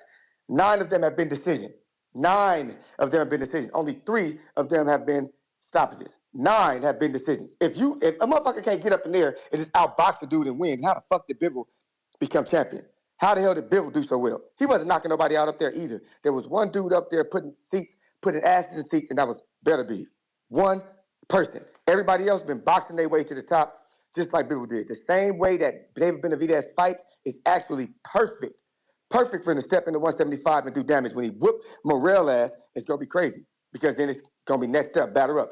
But hey, real thing I want to say, I see people in the chat, CYP wrong, he wrong. Cool. It's an opinion that yet to be proven wrong. But guess what? You bitches picked Bivol to be Beterbiev. Where's the fuck is your crow at? Where is your crow at, partners? Call in and get your crow. I don't give a shit who you are. If you're on a back call, if you're a popular caller, if you're an unknown caller, if you're a chatter, call your ass in. I heard many of you crybabies call. CYP don't never take his crow. CYP don't never take his crow. He out there stealing car stereos. Y'all, man, call your ass in. Call your ass in and take your crow. Matter of fact, I will pay for 1 minute of just crow for all the dudes scared to call in and say, yeah, I need that because I picked Bivol. It's too many of y'all. We need to light this shit up with crows. We need to be on some Brandon Lee type shit and go back to the crow days. Some of y'all know what I'm talking about. Some of y'all don't. End of the day, I want to hear y'all call in, man up like y'all be asking me to do. All right, shut the fuck up and get off my buffer anytime I don't take my crow because I end up taking it. So it's time for y'all to take it right now. Call in. Are you Bivol pickers? Especially you, PBC. CYP up. You may feel like it's your time, Yo, but it's not your time. I be having an issue with him, but he's legit a good caller. That was I forgot what movie that was, but that was that line from, he be having radio out there, Raheem stealing car radios and only paying him $15. Remember that shit? Was that Radio Raheem? Was that Do the Right Thing? No. I think is it Colors or I know the main character is OG Bobby Johnson, baby. OG Bobby Johnson. They had OG Bobby Johnson's son out there stealing car radios, man, only getting him $15. Was that Hoodlum? Or the dude with the, what was that one movie? Was it Deuce here? The little kid with the bowl cut? Somebody gonna say it in the chat once I said the OG. They know who I'm talking about. South Central. He slid Yeah. that one in. And then what was the other movie he slid in just now? Damn, I forgot. Oh, fuck. Yo, somebody sent me a picture of the South Central haircut on their kid, man. Damn. Big Bay, what up? Yo, it's popping, man. It's popping two-tone. What up? Yo, you hear your man's trying to get a trilogy out of you? Yeah, son tripping. He in the back chat talking crazy. I'm confused. Like, he in the back chat talking suicidal thoughts. Now he want to fight. All right, so it is what it is. Like, ain't going to be no trilogy because the second time, I'm going to do him worse. And that's a fact. Like, I'm not coming to play with him this time. I don't care what he got to do. He could go run, hit the road. He could work out this time. He could hit the bag this time. Whatever he got to do. But he definitely going to get hurt this time, for real. And I watched the fight the other day, too. It was times I had him hurt, and I could have taken him out of there. I was like, oh, if I'd have jumped on him, I would have got him out of there. It was a few times. But especially in that second round, I like cracked him. So like, it is what it is. And then after I handled him again, I took it personal, that shit that Laugh Out Loud Pillow was saying, bro. Hey, yo, you funny as hell for that. I seen you cut the whole shit. Me and my wife listened to it in the car, and she's like, what is this? And I'm like, nah, Big Bay sent me this because Laugh Out Loud, talking about him. So we driving while we listening, but I'm just like, yo, why do you be feeding into these dudes? Like, first of all, he ain't even fight yet. He got to fight. And I do believe he's going to fight. But he has to fight. I told y'all this shit happens. Dudes sit on the outside, and now I got to find a clip because Bivol said this shit the best. But dudes sit on the outside, they see what you do, and they think they can beat you because of what they seen, but it's easy to see. Mikey Garcia was the highest level. He was on a pound-for-pound list when he was out here talking shit about Earl, talking about he see something. A pound-for-pound fighter. And his ass got checked for that because it's easy to see. It's harder to do. So let him say what he wants. Like, he talking about your power. He hitting a bag that don't hit back. Like, you can't feed into him. You got to just keep working. Like, I mean, I don't know. I think you in the chat. I told motherfuckers, listen, Esteban better be training because, you was a natural, but now you getting that work in that gym. That's a real gym, and y'all, you doing good. You looking better. So he in for a real fight. He in for a real fight this time. So and then he did the same shit Ben Whitaker did. He tried to fall over the ropes. He did the same shit. Try to quit in that third but we round, know bro. him. We know. That's what I'm saying. Y'all, like, that's why he want to call me the enemy because I tell the truth. Motherfuckers don't like the truth. I told y'all before the fight, he's a mental case. After the fight, he's still a mental case. Bro, what? He is to keep it boxing, Oliver McCall. You don't know why. You don't know why he crying in the corner. You don't know why he don't want to come out. It's just shit happen. Bro, this dude he's out there. I still love him. I still fuck with him. But, like, he just do things. Look, he said he had a cardboard as a mouthpiece. Motherfucker, tell somebody you ain't got a mouthpiece. We in a gym. They sell mouthpieces. The fuck is you talking about? You had a cardboard, bro. They checked. Is Spider Rico autistic? No, but look. But then he tell us he had a mouthpiece that was cardboard, but we had a commission. So you telling me the commission ain't see your cardboard mouthpiece? Yeah, that's cap. But high key, like, I don't even know if, like, the way he talking, like, if we really gonna fight, bro. I'm worried about him for real, bro. He in the back chat talking suicidal, bro. Man, I'm listen, worried about him, bro. Yeah, we don't know. Sure he's good we don't know if he gonna fight because he gonna have to pay up front this time. Because I'm still waiting on Spider Rico, and we ain't gonna keep waiting no more. That's just too much waiting. So I don't know if you should entertain him anyway. Because look, yeah, as a man, he need to be honest. State. He need to be honest with us. If you're not in that financial situation, the Boxing Voice has helped hundreds of motherfuckers get where they gotta go. Hundreds. Our community is strong. So you say that, like, my man was at the fight, and the day of the fight, I'm outside playing football with these young kids, and he's like, yo, I ain't eat. I'm like, what you mean you ain't eat? I ain't even gonna get into the details, but how the fuck you at the fight, you ain't eat? So if there's something wrong with Spider Rico, we love him. We gonna keep him in the community so that nothing does happen, but he need to look for some serious mentorship. That's a fact. So, like, high key, like, if things are gonna be unsure with something, then just tell. I mean, the thing is that's the one thing I could never take from him. He has always showed up. It don't matter what he going through in life, he showed up. It don't matter that he didn't pay and he owed me, he showed up. He showed up. He never not showed up.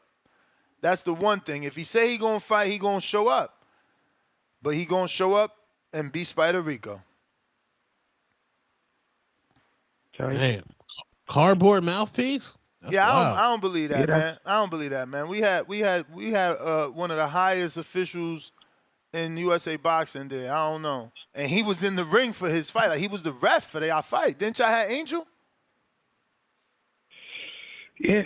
Yeah, I don't know. I can't believe that one. I'm willing to give him the rematch and do him in again. But if it's gonna be unsure, then tell Laugh Out Loud Pillow we can meet at 160, 159, whatever you want to do. Laugh Out Loud Pillow is not fighting you.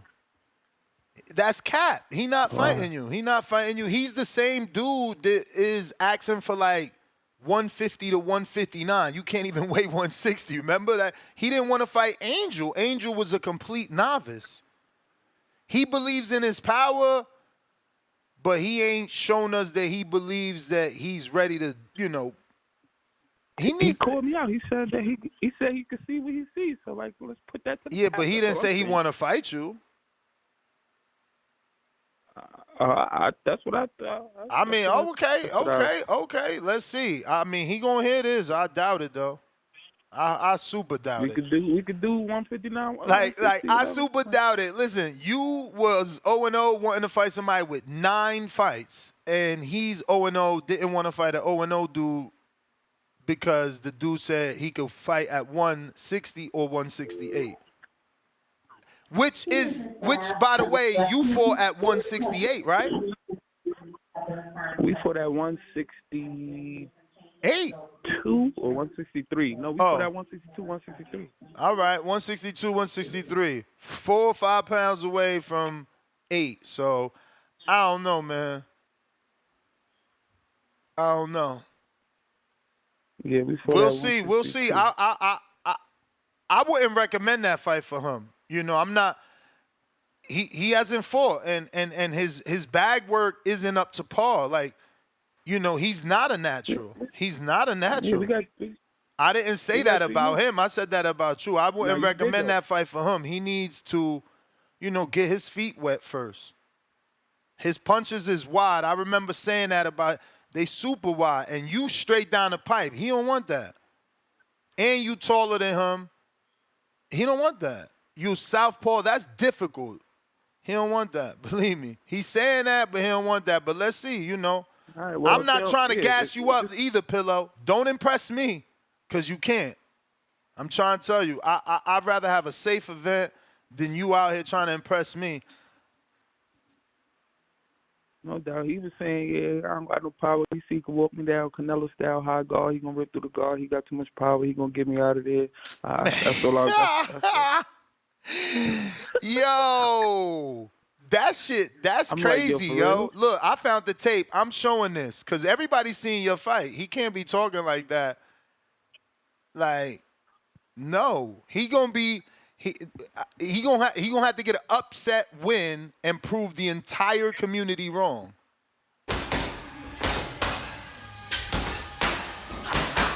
See? Who's this? Now look.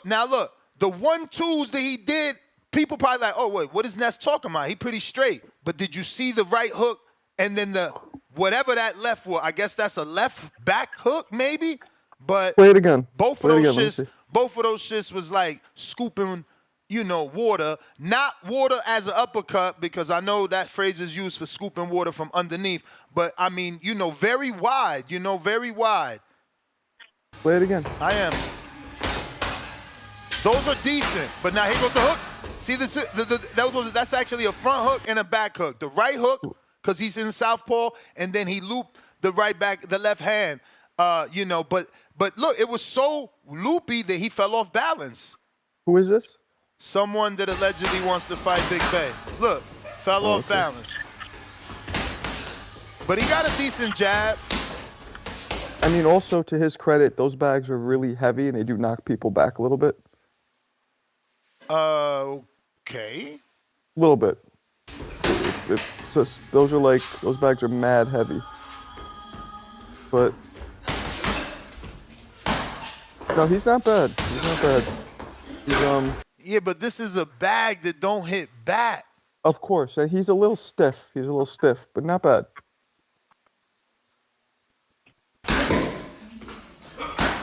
Yeah, I don't know. I don't think he's ready for a fight with Big Bay. Look at those shots. This is him showing you he has power, but he's showing you that he doesn't know how to use that power. You know, his Yeah, his, they're his yeah, they're technique wide. isn't there. Yeah, You'll they're get very caught. wide. You'll get caught trying to use that shit in the ring. Somebody's gonna come right down a pipe on your ass. Or hook you. Catch you opening it up like this. You know what I'm saying? I don't know. Hey, dudes want to do what they want to do. They can do it. All I can do is recommend. That's why I'm glad it's USA Boxing now. I used to feel even more responsible when we weren't using USA Boxing because I felt like it was all up to me and my team to decide if those fights were fair fights. And every time somebody Yeah, got knocked out, they make it my fault. So, you know, this won't be my fault. if we would have went with your recommendation, you would have pulled me out the Spider Rico fight. For So, like, sure, for sure. I sometimes would have you just gotta- allowed you, sometimes just you like gotta do what you gotta just do. like I'm allowing LOL Pilly. I would have allowed y'all both to get that one fight with someone on y'all level on paper. It don't matter that you was on Spider Rico level in your mind. On paper, you wasn't. On paper, you was 30-something, just getting in the gym 4 months ago, 1 month ago. Like, it would have been irresponsible of me. But, you know, you did your thing. You did your thing. And that's why he's eating Spider Rico, because he was the guinea pig. Type, yeah, he need to let it go. Like, come on. But anyway, Hockey, we gonna figure that out. We're gonna figure that border war stuff out. But like, I appreciate you. You know, let me get this off. I'm about to get to class, start my dizzy. Appreciate you, Ness. You got it. Nah, Big Bay, he earned my respect for jumping in there with someone 9-0. I mean, this is my 15th season. That is the first time I ever seen that. Nobody wanted to move like that outside of Donnell, but Donnell had 3 amateur fights already. You know, he was just like that, except he don't say nothing. He barely speaks. But shit, 3 amateur fights, bro. I took him to Wilder's gym and he sparred in Dongo. Full blown. I'm like, whoa. And it went okay. He didn't do too bad, you know what I'm saying, as a 3-0 amateur. And then we set him up with a Border Wars fight with a former pro in JD who fought Charles Hatley. So, fucking Donnell was another ballsy dude. And his first fight was Ricky. Fucking Ricky, yo.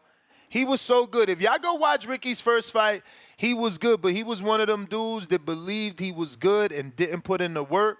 So he ended up getting matched with someone just as good as him in Donnell. But Donnell put in that work. So they were both combination punching, but obviously Donnell's was more crisp. And you know, his stamina lasted throughout. So that was a great fight, man. Shout out to Donnell. He actually took that, Alex, let me excite you, bro. He took your boy. Let's see if your man Yancey got a story to tell, too. I actually like that kid now, man. My man's on a bracelet. He got a whole story to tell. But he took that fight. Donnell said he want that at 147. So y'all going to see the return of Donnell. He ain't done yet. Huang out of Houston, 199 super chat. He says, didn't watch undercard. I watched the main event. Ambassador Tarafi, welcome to the prospect level. DC3, $2. Esteban from Oregon with love. I'm gone. Lake County, $2. Spider Rico got robbed. Not Bivol. Justice for Spider. DC3 counterpunch for Spider Rico. Damn, 15 thumbs up. And Spider, 15 thumbs up. They want to hear you assure them that you're going to get this win over Big Bay and that you are not a head case. I think that's what they want. I don't know. I'm just influencing you here now. I got Hot Hands Boxing, $5. Esteban should sign with Bama Bo. He would make him a champion. He got to win the fight. He got to win the fight. You know, the promoter can only do but so much. You got to get in the ring and swing. Shout out to the Decatur, Georgia's own Lids Low that came up with that very popular slogan. Get in the ring and swing, shorty. Get in the ring and swing. DC3, $2. Ness, 45. Beterbiev, 40. Let's make it happen, champ. Yeah, right. Marco's the one with the experience. Charles Remington, $2. Fuck that. Canelo has nothing to lose versus Beterbiev at all. That's my point. That's why you will take the challenge. You lose everything versus David. You got the angle that the Tone has been selling, which is you'll lose the Mexican public, and you'll be losing to a less accomplished fighter. You lose to Beterbiev, he's bigger than you, he's stronger than you, he's as accomplished in the sense that only 5 men are undisputed. He became the 5th, right? Yeah. But I mean, Beterbiev and Bivol got to take care of their rematch business first, anyway. Aha! If there's one. You think there won't be one? I mean, if Canelo wants to fight, maybe there's no rematch. Maybe we can postpone that, right? Unless there's a contract that says there needs to be one. Well, there isn't. There isn't. But there's no but rematch? I did see an article that titled, I didn't read it. The title was like Eddie Hearn wants to appeal rematch or some shit. Tay Doe, $240, $5. Give me my crow. But that 116-112 score was trash. We want it back in blood against Artur. Hashtag brothers for Bivol. I'm going to go ahead and eat that crow too, bro. I had Bivol winning myself. Yeah, but I don't think anybody should eat crow because it was such a close fight. I mean, Bivol could have won. You still pick, bro. I picked people Bivol. Do that. I picked Bivol, and I was confident. I really did. I really thought his boxing ability was gonna be more of something that we all can see. I seen him winning, and obviously so did a lot of other people, but it still wasn't enough. And even I felt like he was gonna cry when he said that part where he felt shame. It was like, ooh, he got the crackle in his voice and everything. No.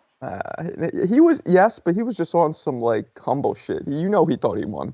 Like his dude, the Russian dude next to him that talks for him was like, "This is ridiculous." We won. Vadim Kornilov or something like that. Yeah, him. No, but he's petitioning. He's gonna be the one. He's already protesting, and he wants to put in a petition. And Vadim doesn't. He doesn't want to stand for that. I should hit up Vadim though. He's pretty cool with me. We've had Bivol on here. Oh, he's cool. Like when I would have fights like that, I would be like, nah, I should have made it clear. Like that's not acceptable, So hopefully they want to come back and both guys make it clear. Yeah, the protest is soft, but I want to let y'all know that in the NBA and the NFL they changed the game to be more offensive, so that the fans could go to the games because the casuals and the fans love an offensive game. In boxing, boxing is tired of losing money, and a lot of the slick boxers run. To the casuals' eye, they're really not running, but to the casuals, they run. So the judges are no longer going to be rewarding the slick running style. The power punchers are going to start getting these decisions. So y'all gonna have to start changing y'all shit up and standing in there and exchanging. And that's like a thing, Tone? Yeah, that's my theory right now. Like the judges is no longer rewarding like the running shit like Jermaine Ortiz. But you know what though? Like in this fight, I saw a difference between somebody like Shakur against was it De Los Santos, right? Yeah, this was not Shakur De Los Santos. He was moving. Bivol at times was running, and the reason why I think there's a difference is because he looked hurt or almost hurt. Like oh shit, one more punch. Wait, did I hear you correctly? Did you say that Shakur was moving, but Bivol was running? And let me explain what I mean. Oh, let me explain what I mean. This is wild. There's literally footage of the dude turning around running. That's crazy. But let me explain what I mean. The difference, in my opinion, if I'm a judge, is Bivol looked like one more punch a couple times that he could have taken a knee. Shakur never looked like that. So to me, it's a little worse when you're almost about to go down. That's all I meant.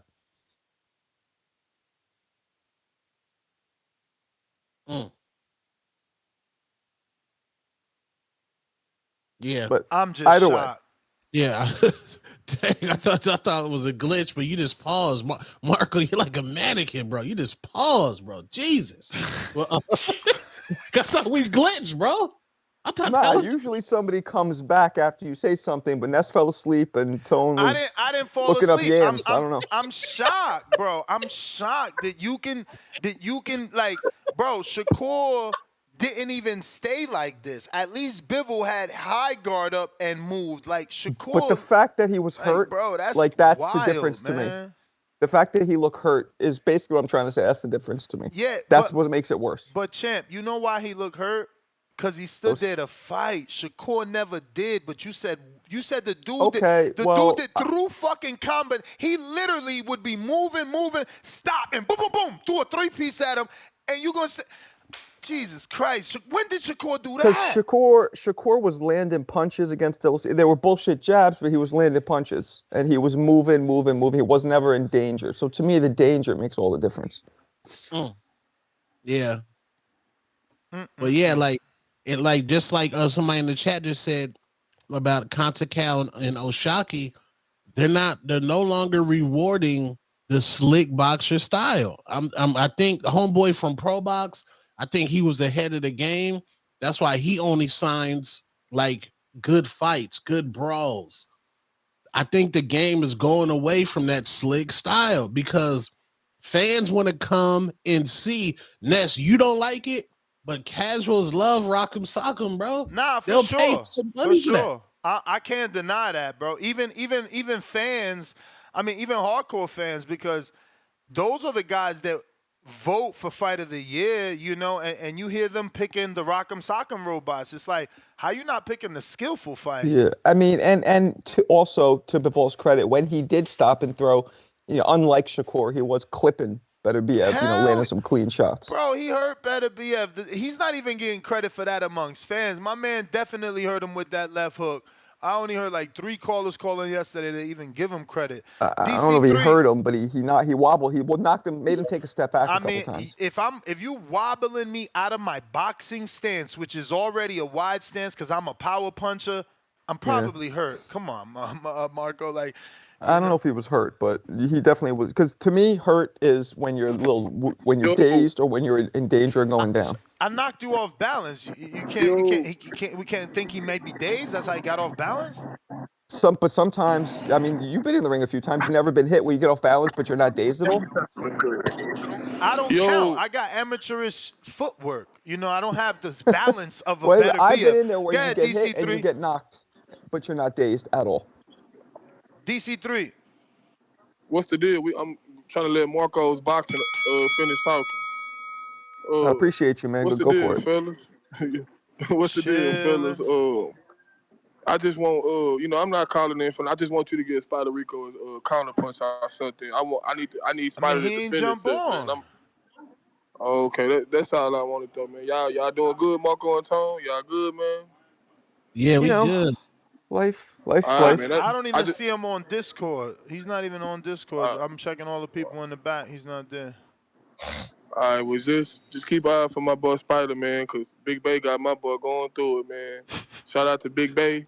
And Laugh Out Loud Pillow, man, that dude don't want to fight. He was copping please. You know what I'm saying? I hate coming for a guy and I'm not fighting, but remember last time this guy was copping please. You know what I'm saying? He was saying this, and that guy don't want to fight, man. And I think, like I said earlier, I believe he's gonna fight. I just don't think it will be Big Bay. If Laugh Out Loud Pillow there, cause I'm gonna be there, Ferris. If you there, Laugh Out Pillow, I'm gonna give you $100 personally. If I see you there and you fight, win, lose, or draw, cause I don't believe you fighting. You copping please the last time I heard your call saying you talking about rehydration clauses and all that. Come on, man. This is an amateur event, bro. You know what I'm saying? This is not PBC and these type of contracts these guys get. So Laugh Out Loud Pillow, if you really fighting, I'm a man of my word. I got 100. And Spider, if it's something going on with you, I got something for you too. And I'm gonna shoot my guy King some too. You know what I'm saying? So I'm gonna be there. And Pristine Sports, you the biggest clown in the community, my nigga. Call in. All this in the chat, arguing and all this, man. Call in, nigga. Why you don't never call in, nigga?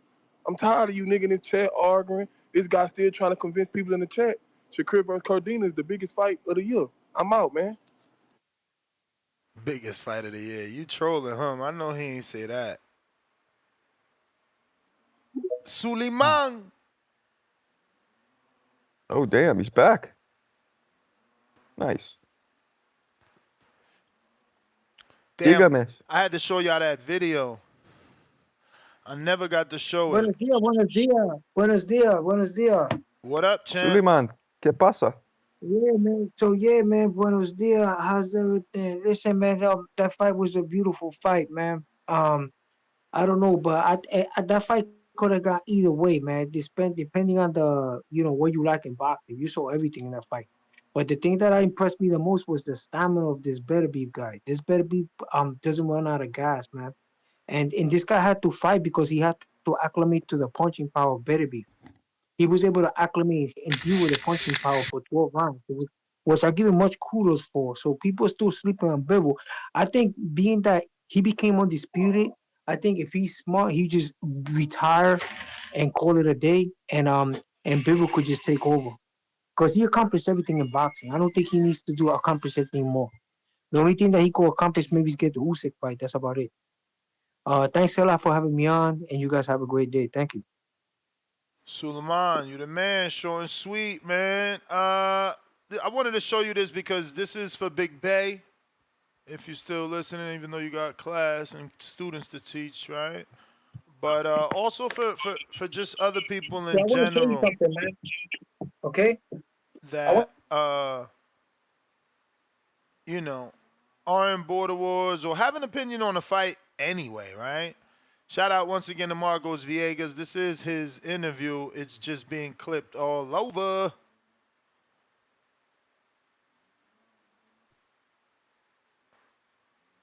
Into an immediate rematch, Dmitry. Like, do you feel like you know how to beat him? That you know exactly what to do so that it's a different outcome, a different result? I knew before how to beat him, and he knew also how to beat me. I'm sure even you know how to beat him, yeah? But it's, I think all fans in front of the TV, they know how to beat him and how to beat me. It's the easiest part to know, but the hardest part, to do it. To prepare yourself to do it. And that's for all you punks out there, man. On the outside, thinking shit sweet and easy. That's the easy part, to know how to beat someone. The hard part is getting in there and fucking doing it, preparing to do it. All you Mikey Garcia ass dudes, you feel me? Real Jose.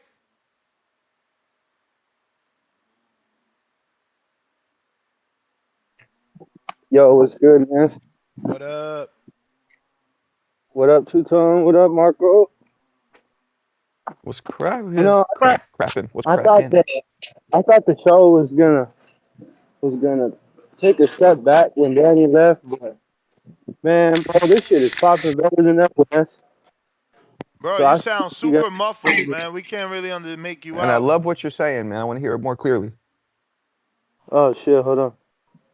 1 second. You guys hear me better? There we go. Crisp and clean with no caffeine. Yo, yeah. Anyways, what I was saying is, I thought the show was gonna take a step back when Danny left, but now I feel like the show's better than ever, man. So shout out to you guys. Shout out to Ness for keeping this going, bro. I've been a fan. I've been listening all the time. I've been listening for like 2-3 years. Back to the border war shit. That dude, LOL. Hey man, it's funny because he was copping fleas. That's the dude that talking about amateur fighting. You don't want to fight at 55, but you'll fight at 60. I mean, you don't want to fight at 60, but you'll fight at 55. How does that work, bro? The amateurs, bro. You got people fighting as long as it's within 10 pounds, you can fight. Yep. I had over 50, so I know what the fuck I'm talking about. But yo, this shit is funny. The fight, this weekend, it was a badass fight, man. That's what we love to see. I'm a boxing fan. I ain't a man fan. But shit, I'll take my crow because I did think Bivol was gonna win. and my brother picked Beterbiev. So that's it, man. Shout out to you guys. I'll keep listening, and hopefully I can make it to Border Wars to watch. Let's But go, Real Jose. 50 hell yeah. amateur fights. I gotta ask, why you didn't take a shot? 50 amateur fights, or was they all youth? They were all amateur fights. Yeah, I yeah, just yeah. never went pro due to But were they personal problems, all I guess.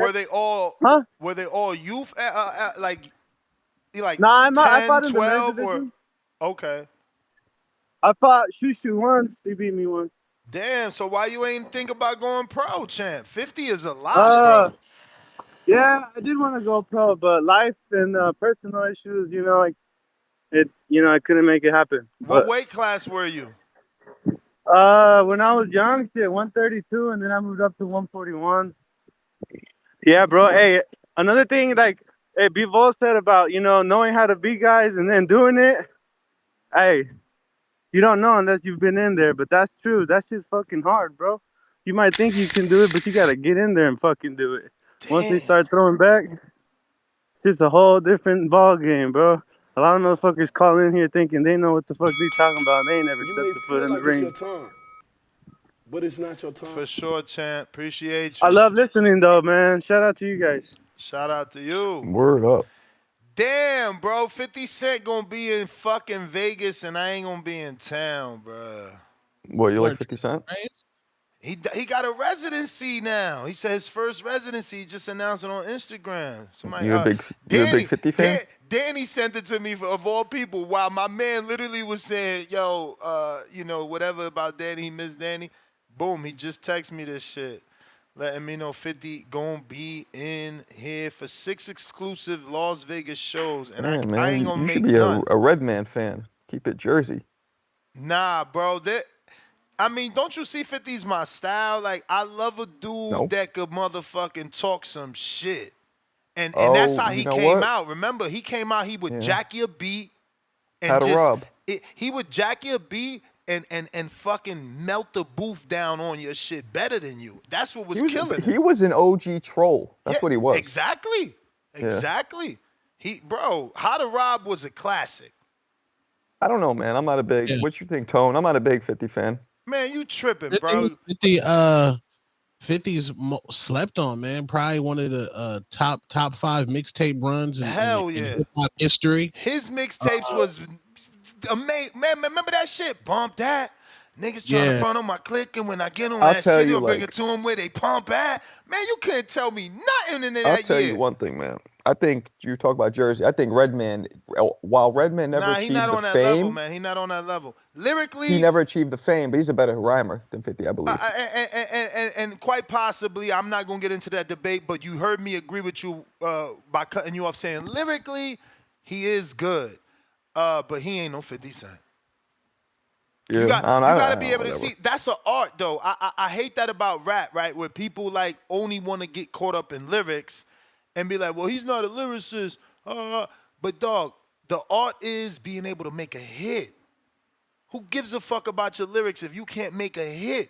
What does it matter if you got wordplay Yeah. if you can't fucking turn that into a hit? Give me a hit. I mean, he was so popular, he literally ruined Ja Rule's career Nah, he did. single-handedly. He did, and I was a huge Ja fan. I had that Vinny Vinci. In Oh, yeah. my Ja- race Ja- against time, I can't And Ja was stop running through commercially the way more red light. successful, Hey right? James, that's No. James' anthem. Hey James, your next Border War song, you got to come out to that. He was on my red lights yesterday. You need that Ja Rule song in your life. Yeah, I thought Ja, Tony, you don't think? I thought Ja had way more commercial hits with Shanti and all those collabs he No, did. he had a run, bro. It was 50 that destroyed him. 50 destroyed him and still did, like 50 clowned him for having songy songs and then did the Right. same thing. Right. Then, So then 50 came had out the with streets with 21 him. questions and all that shit, bro. 50 he terrible. Then they got somebody take his chain, drop the mixtape holding his chain. I mean, 50 trolled him to the maximum level. Yeah. Nah, that's he what I'm did. saying. That's why I'm hurting. That's why I'm 50 hurting. I'm gonna was miss. I really- ain't gonna be able to see him perform. Yeah, 50 was really a street guy in hip hop. Like 50 was really out there in Southside Jamaica, Queens, smacking. He really got robbed, and Like he was really, like you could tell out of the few rappers who really like that, 50's really like All that. those, I feel like almost all the dudes in the 90s who came out like that, early, mid, late 90s, were really like that. Yeah. Most of them. They Yeah, were. I agree. You guys remember I agree. Onyx? They're from Southside, Suicide, Southside, Jamaica, Queens. I Those dudes agree. were grimy. They invented And Wu grimy. Tang, Wu Tang. I mean, all them dudes. I agree with you. Yep, they all were. So it's like I don't know when. I don't really follow rap now, but are there dudes now who pretend to be from the streets and aren't? Nah, I mean rap now, like it's too real. Like them dudes from Chicago, Jacksonville, like they really in the street, then recording in the booth. Like I'm terrified. I'm more terrified of the 16 and 17-year-old kids. Like terrified of them niggas. Them Those are niggas the are, crazy ones. Shine was like what 19 when he popped off at the club and got. I don't sent, think you he know what was I mean? 19. No way. You gonna have to He Google was that. young. He was young. I mean, I hear young, but 19 might be a stretch, bro. That was like, you No know. older than 20. Look it up. No older than As does 21. the dust. Yo, fucking Diddy had the ability to find talent. I mean, Yeah. like, But that was also the whole Biggie left, and he sounded like Big. And let's be honest. no, that was but part that's of it. but that's my point. Like, think about it. Like, he had Craig Mack, G Det, and Rob Mace. what's my man? No. I'm trying to keep it on the voices though. On close to the Viggy deep voice. He had Craig Mack. What's my man? Girls ain't whoa. What's that? Rob D. Black Rob, rest in peace, Black Rob. He died? Yeah, he died like years ago. From what? He was in bad shape. Damn, that's wild. Bro, I was just listening to the radio this morning, bro. How young Dro was in rehab for like 3 years off fentanyl. Dudes is wild. And you know the game fucked up when your Okay, peers, maybe it's that, but why does it sound like they're in the walls? Oh, my bad. you know the game is fucked up when your boys is doing hard drugs. Like that, it never was like that for me. Like I didn't have through elementary, high school, like I didn't have a friend that was a cokehead or a dope head and shot up. Like that's the new weed, bro. That's the new weed, bro. You go to a house party, people just popping out with the crack now, like it's weed. Nah, that's wild, bro. Getting hooked on fentanyl is wild. Nah, they popping them blues like Skittles now, bro. But Young Dro hosted a few of my parties. Young Dro really liked that, bro. Like I'm happy for Young Dro because he ain't Hollywood at all. He sound like he full blown turned Christian. Yeah, like, him and T.I. got a song. That shit is straight up religion. And I like it though. It just dropped. I think it's called When Thank was the God. last time 50 dropped a current relevant song? I don't know. Well, that's the thing about 50. 50 never transcended musically. He transcended in film. Musically, it's dated. 50's music got dated. He never grew with his audience. I mean, what he did, I feel like he grew with his audience by producing the Pop Smoke album and being featured on it. That's another dude with the great voice, similar to 50. And I think that's how 50 stood in tune with the culture because he gave the streets that album. Yeah, and that album surprised me, bro. If you listen to Pop Smoke mixtapes, then you heard the album. I said, "Damn, this dude can make hits."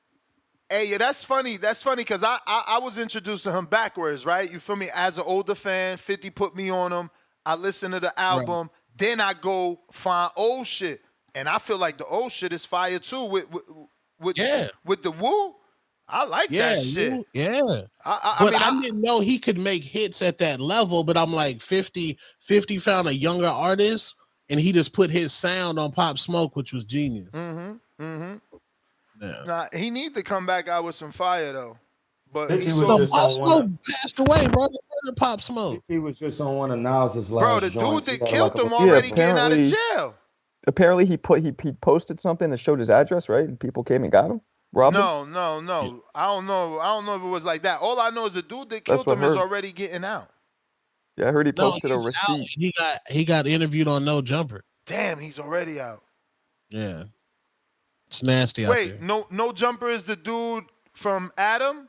The Whitey. Yeah, Adam 22, yeah. Yeah. So, God.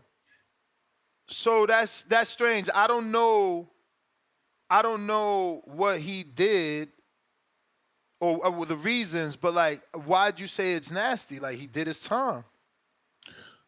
I mean, you kind of like, I mean, okay, like if a killer, like say a serial killer, you want to have like Barbara Walters, Oprah, they interview serial killers. So I guess, but Adam 22, to me, in my opinion, he's not a journalist. So you're interviewing a dude who killed Pop Smoke. But that dude's famous, let's be real. Because of who he killed, I'm intrigued now to hear the interview because I'm sure Adam at least said, why, bro? This kid was so talented. Like, what was the beef over that made you kill him? The dude said Pop, kind of on the lines like Pop Smoke wouldn't stay still.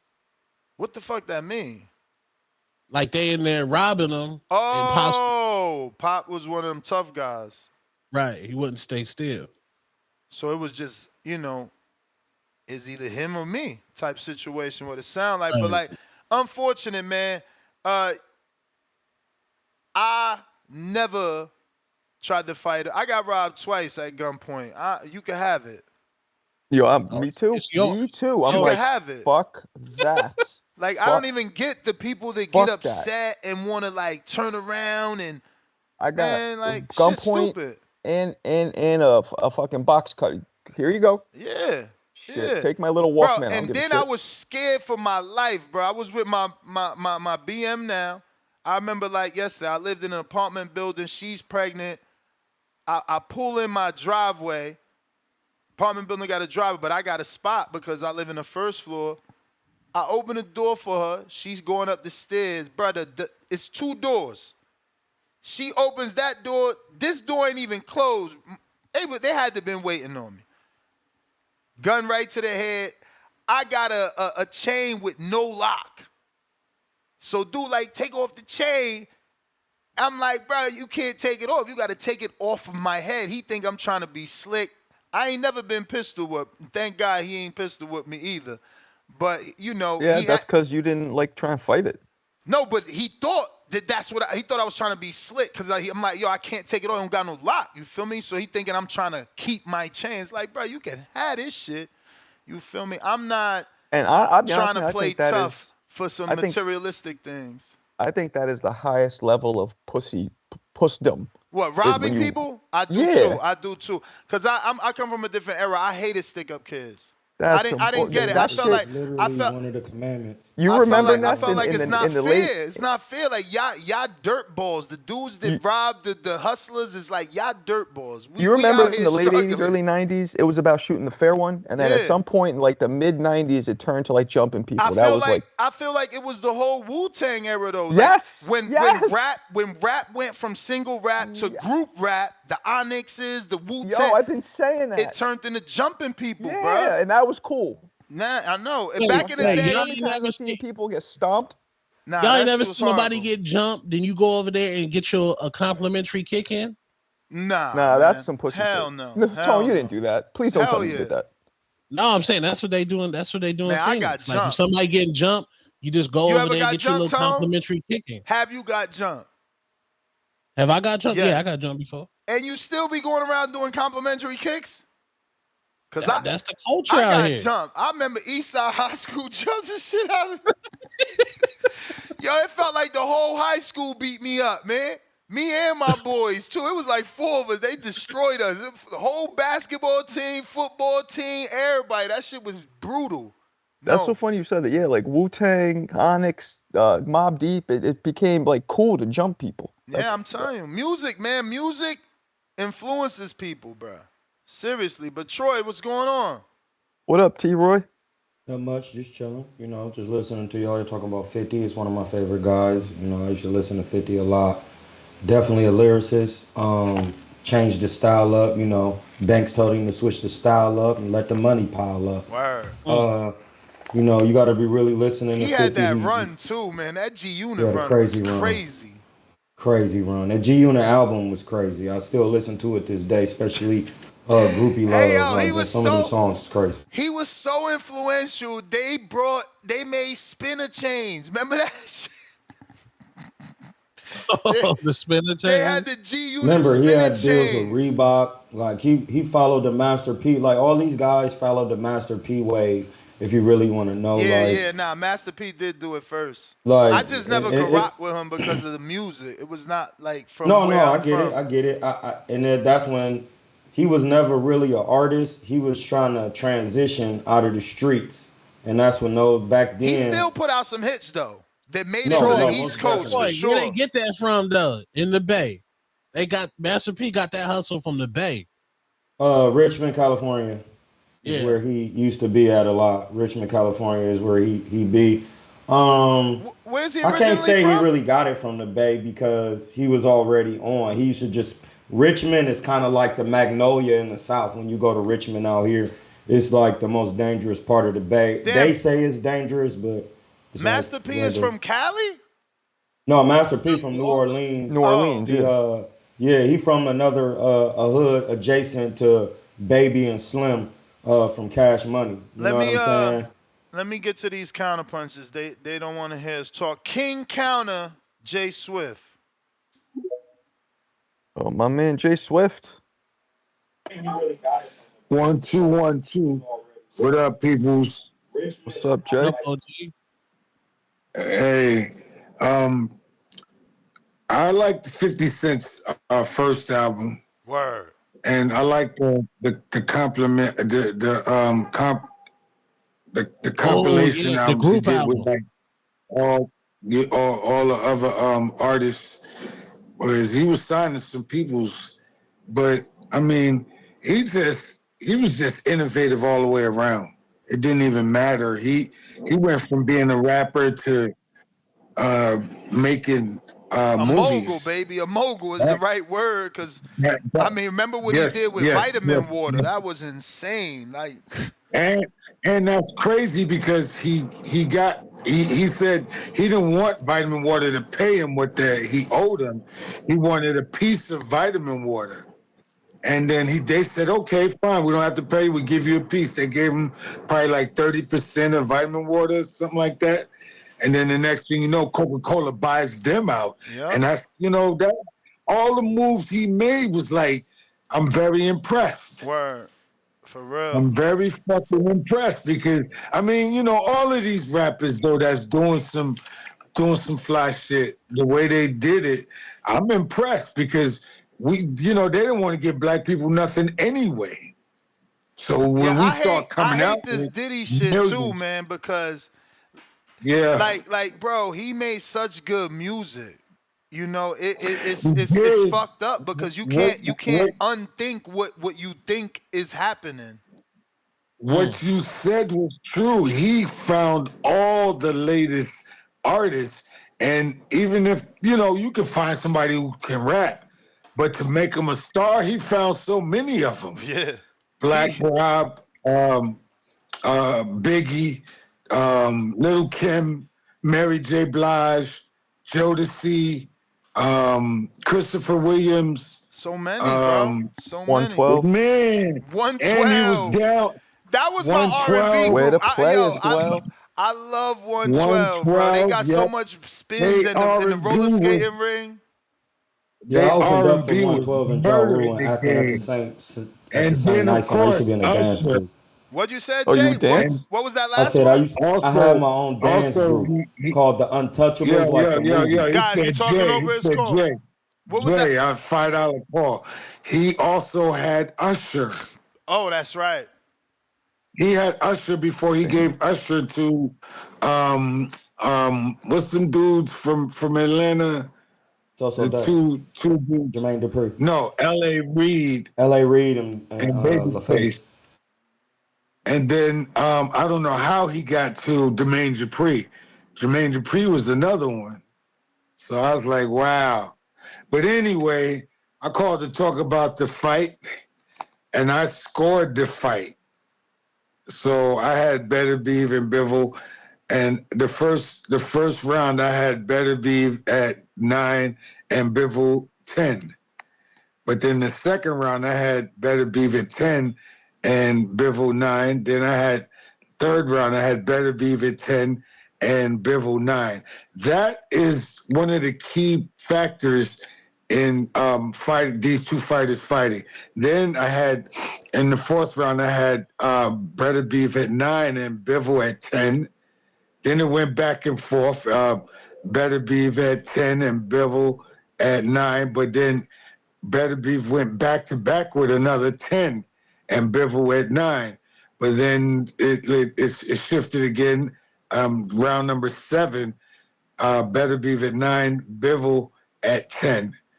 Round 8, Bivol at 10. I'm sorry, Beterbiev at 10, Bivol at 9. So it started to seesaw again. But then round 9, Beterbiev at 9, Bivol at 10. But then Bivol went back to back for a 10. Round 10, Beterbiev at 9, Bivol at 10. Round 11, Beterbiev at 10 and Bivol at 9. Now we get to round 12. You got to remember, they're fighting in Saudi Arabia, and Beterbiev is yelling out Allahu Akbar and all this stuff. And they're not going to let him lose in Saudi Arabia. So they gave him so they gave him that 10 and round 12, and they gave Bivol the 9. That's how you got the You feel 4. like it's your time. But it's Okay, not your but time. I sent you 10, so run it again. So that led with the score, the leading score. I see how they came to have Beterbiev at 115 and Bivol at 113, which I had at 114, a draw. So I thought that was kind of like, all right, I understand. I mean, you know, boxing has been corrupt anyway, so you can't really expect it to be 100 totally fair. And, you know, they got a Muslim boxing fighting. They're not going to let him lose. Because where's Bivol from? Because he looks Asian. He from Russia. They're Oh, both they're both from Russia. but Bivol's from Kyrgyzstan, but born in Russia.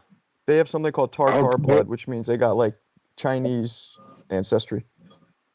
That's what I thought, because I remember there was a colony of Asians in Russia. And there was also some Africans as well. Not that many. But yeah, where's Beterbiev from? Both from Russia. Russia. He's just obviously a very different part of Russia in terms Mother of Russia. Canadian, right? Canadian, like But where he resides, right? maybe, Yeah. but yeah, But he lives, He but resides he's in Canada. Russian. He's Russian. he's a Russian. Muslim, and he was making sure he let that be known. So I was like, wow, okay. You know, it's all of it is business. So it was a smart play on his half. But I mean, I see how they got 115, 113, because they had two different back-to-back 10s with actually 3, because the 11th round and 12th round, it was a 10 and 10 round that way as well. 10 and 10 rounds that way as well. So 2 and 3 was 10 and 10, 5 and 6 was 10 and 10, and 11 and 12 were 10 and 10. Whereas Bivol only had one back-to-back 10 and 10 round. So I can understand. But Beterbiev is way bigger than this dude too. This dude is like, I think he was like he was like 2 inches taller. They looked about the than same Bivol. height to me. No, they were not. And he was thicker. Bivol looked so skinny. I was like, wow. But that dude can fight. I mean, you got to remember, you had Beterbiev doing 100-pound dumbbell press. Okay. But yeah, anyway, so that's what I scored the fight as. I was like, but it was a great fight. like It it's was your really a time. good fight.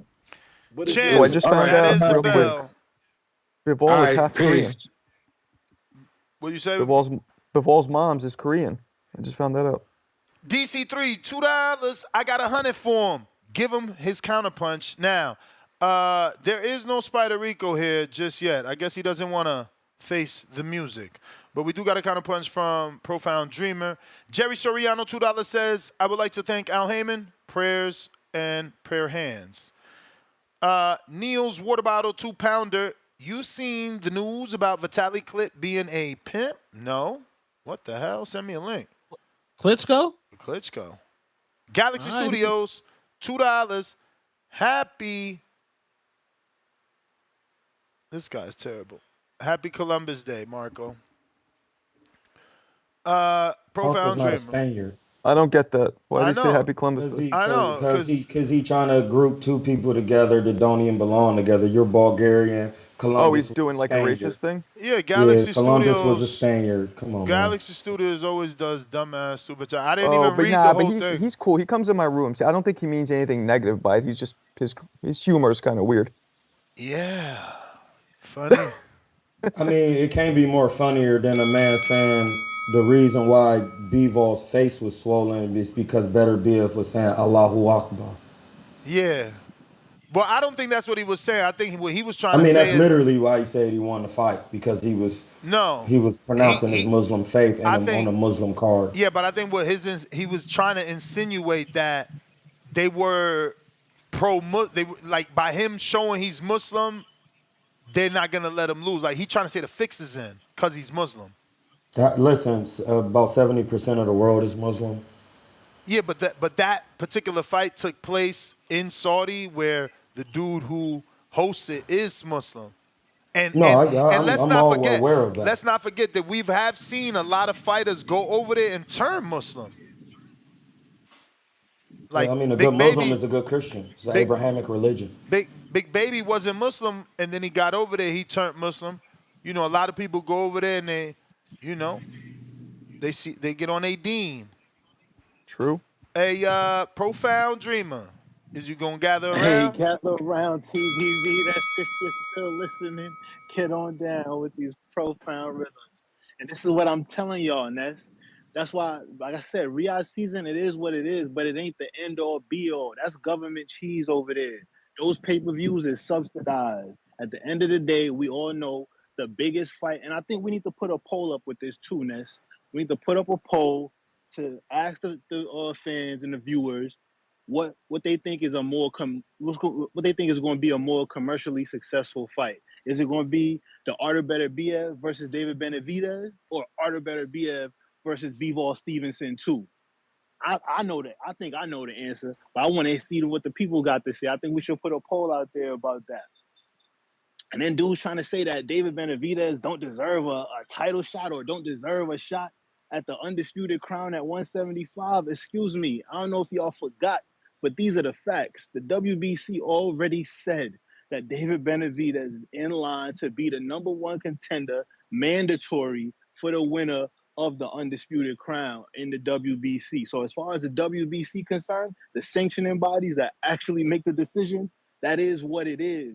All right, it's enough of David Benavidez getting stalled out, and the dude David made a believer out of me at 175. You know, I know he fought Bosdick in his last fight, but after it came out after Samson came out and told us that David broke his ribs in that fight and injured both hands in that fight, and he still dogged it out. He still was walking Bosdick down with broken ribs and injured hands. Like, we all see what these other fighters out here do when their hand is injured, how they get on their bicycle and don't want to engage. Like, nah, David showed that he about that life and he about that action. And he gonna give us an action-packed fight that's worth our money. Like, think about it, man. These guys is gonna get you to pay for a Riyadh season pay-per-view to watch Bivol run around the ring after Bivol is going publicly and telling y'all he wants to move more if there's a rematch. And he's saying Bivol's words were, I have to be perfect for 12 rounds. He wants to perfect moving. Like, get out of here, son. I'm not paying for no Riyadh season subsidized pay-per-view to watch Bivol Stevenson run around the ring. Like, get out of here. It is what it is. Your time passed it. Y'all waited 7 years to make that fight. and you missed out. You lost. Move on. David Benavidez is up next, man. It's time for the new generation at 175, man. Like I said, let's put that poll up, man. Pause. And that's my call, man. Peace. Warn yourself. All right. You may feel like it's your time, But it's but not it's your not your time. time. We got Galaxy Studios, $2. Damn, Ness, she was getting jumped. Yes, sir. In the city shit. Starks, 5-pounder. Marco, why did you troll Bivol writing on his page that he ran like Carl Lewis?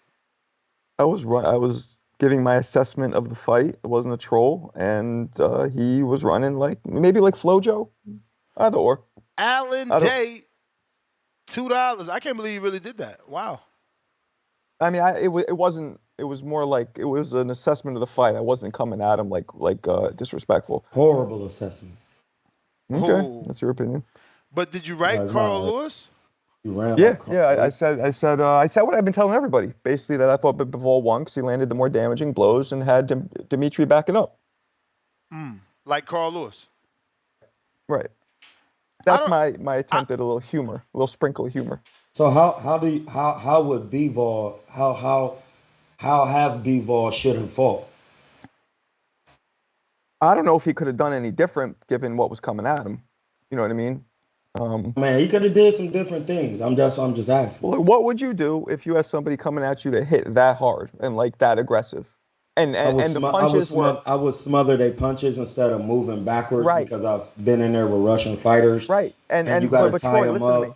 Oh, You're right. right. I thought you You're right. No, you're right. But what do you do when somebody's stronger than you? Like people say he is, and you can't smother him. I just said it. You smother the punches. If they're stronger than you, how do you smother them? You gonna let me talk, or you gonna keep talking? Okay. You got anything else to say?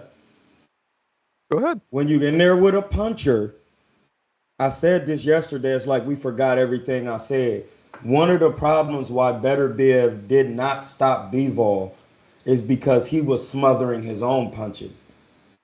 When he got close, he would start getting close, trying to contort his body to get more leverage. Because I've watched his film study. He smothers his punches in his fights. He needs to learn how to stay in medium range offense so that way he can get leverage. Russian fighters need you to go backwards so they can get their double jab off, they straight up and down. Bivol should have tied the man up until the referee say break. When they say break, you go right back to what you're doing. You want to stay close and kind of like Bernard Hopkins did Winky Wright. Like you want to stay up in his chest so that the power puncher can't get no leverage. You can't get no strength. So how do you tie somebody up who is way stronger than you? That's what I'm trying to ask you. You move your head, slip inside. Beterbiev comes forward. So he's electing to be tied up by getting too close to Bivol. Bivol in every round, as Ness had multiple times to tie the man up. Ness was saying he not tying him up so he not hurt. No, when you hurt, you tie the man up first, then you get on your bike. When Beterbiev is coming to him, you slip a jab, he falls on the inside because Beterbiev, this is literally what happened in the fight. He will get too close. You literally wait till he throw a shot. You catch the shot, you grab his arm, and you tie his arms up. What he's going to do is what Triple G's does, is when you tie his arms up, he's going to get low and use his head to get you to let his arms go. You see what I'm saying? It's way more technical things than that. It's a lot of grappling and boxing. It's like a lot of fighters. Right. No, I get all that. I just it's like what Floyd would do against. Yeah, you don't want to be running around against no puncher. You get hit on the end of the shot. I just think Beterbiev's superior strength makes it very hard for him to be smothered or tied up, and that's what a lot of people have said who sparred him. So I don't know. Troy, smother is easy to do. Troy, how come fighters don't clinch and smother Canelo like that? Because he rarely.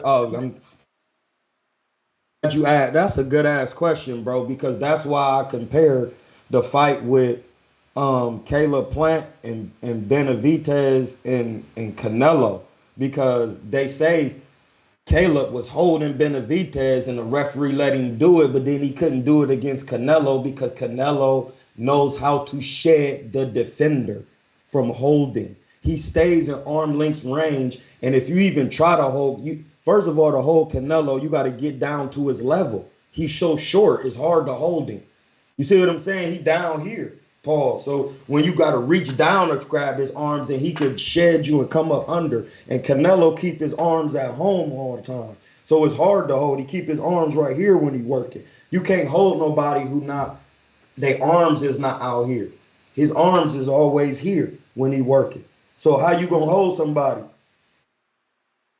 when his arms is here? And then he always jabbing and checking you with the hook. You can't even get in the hole. And then he used the front arm a little bit like Dre. So when Caleb is working off the back foot, and then Canelo he's trying to move, Canelo is literally in arm's distance range the whole fight. So once you try to reach out to the shorter man like this, you leaving yourself open to get hit by Canelo. So you're not even thinking to hold. Beterbiev is a little bit taller, and Benavidez is easier to hold because he smothers his punches. Him and Beterbiev got the same problem, or why they have problems stopping guys, because they smother their punches. That's what I've seen versus Caleb Plant. Yes, it's small, but on the highest level, bruh, I've never seen Floyd smother his punches, or Roberto, or these guys. You got to really know how to get in that inside range. That's what I'm saying. Like, it's difficult to smother somebody who's technically sound. You can't smother Dre. That's what I was telling him yesterday. You can't smother him. He gonna smother you and make it difficult for you. It's an art. It's learning how to work on the inside. He gonna hold you, man. Come on. Yeah, that's a part of the boxing. It's excessive Part holding. of cheating. You allowed to work with the Yeah, free because hand. Beterbiev throws punches very well in close. When someone's holding. Yes, he does. In his film study, when you hold Beterbiev, he moves, he turns you in a circle. Yeah. Anytime somebody holds you, you take your feet in a circle. Right. So somebody and then like when he do that, Beterbiev is hitting when you hold him. Exactly, he can hit you. So somebody like when Plant just fought McCumbee and Plant got close, McCumbee didn't throw punches well on the inside, so Plant was successful getting close to him. But That's because Beterbiev, Plant doesn't know how to hold on the inside. but he didn't need to because McCumbee started trying to inside fight him. That's what McCumbie needed to know how to hold. Right. inside. But Beterbiev, you get close with him, you're going to get fucked. No, but that's what I'm saying. It's an art to tying a man up. You got to tie up his arms. Right, exactly. But he's so much stronger. I don't know if that would work with Beterbiev specifically. Let me catch up. Let me catch up.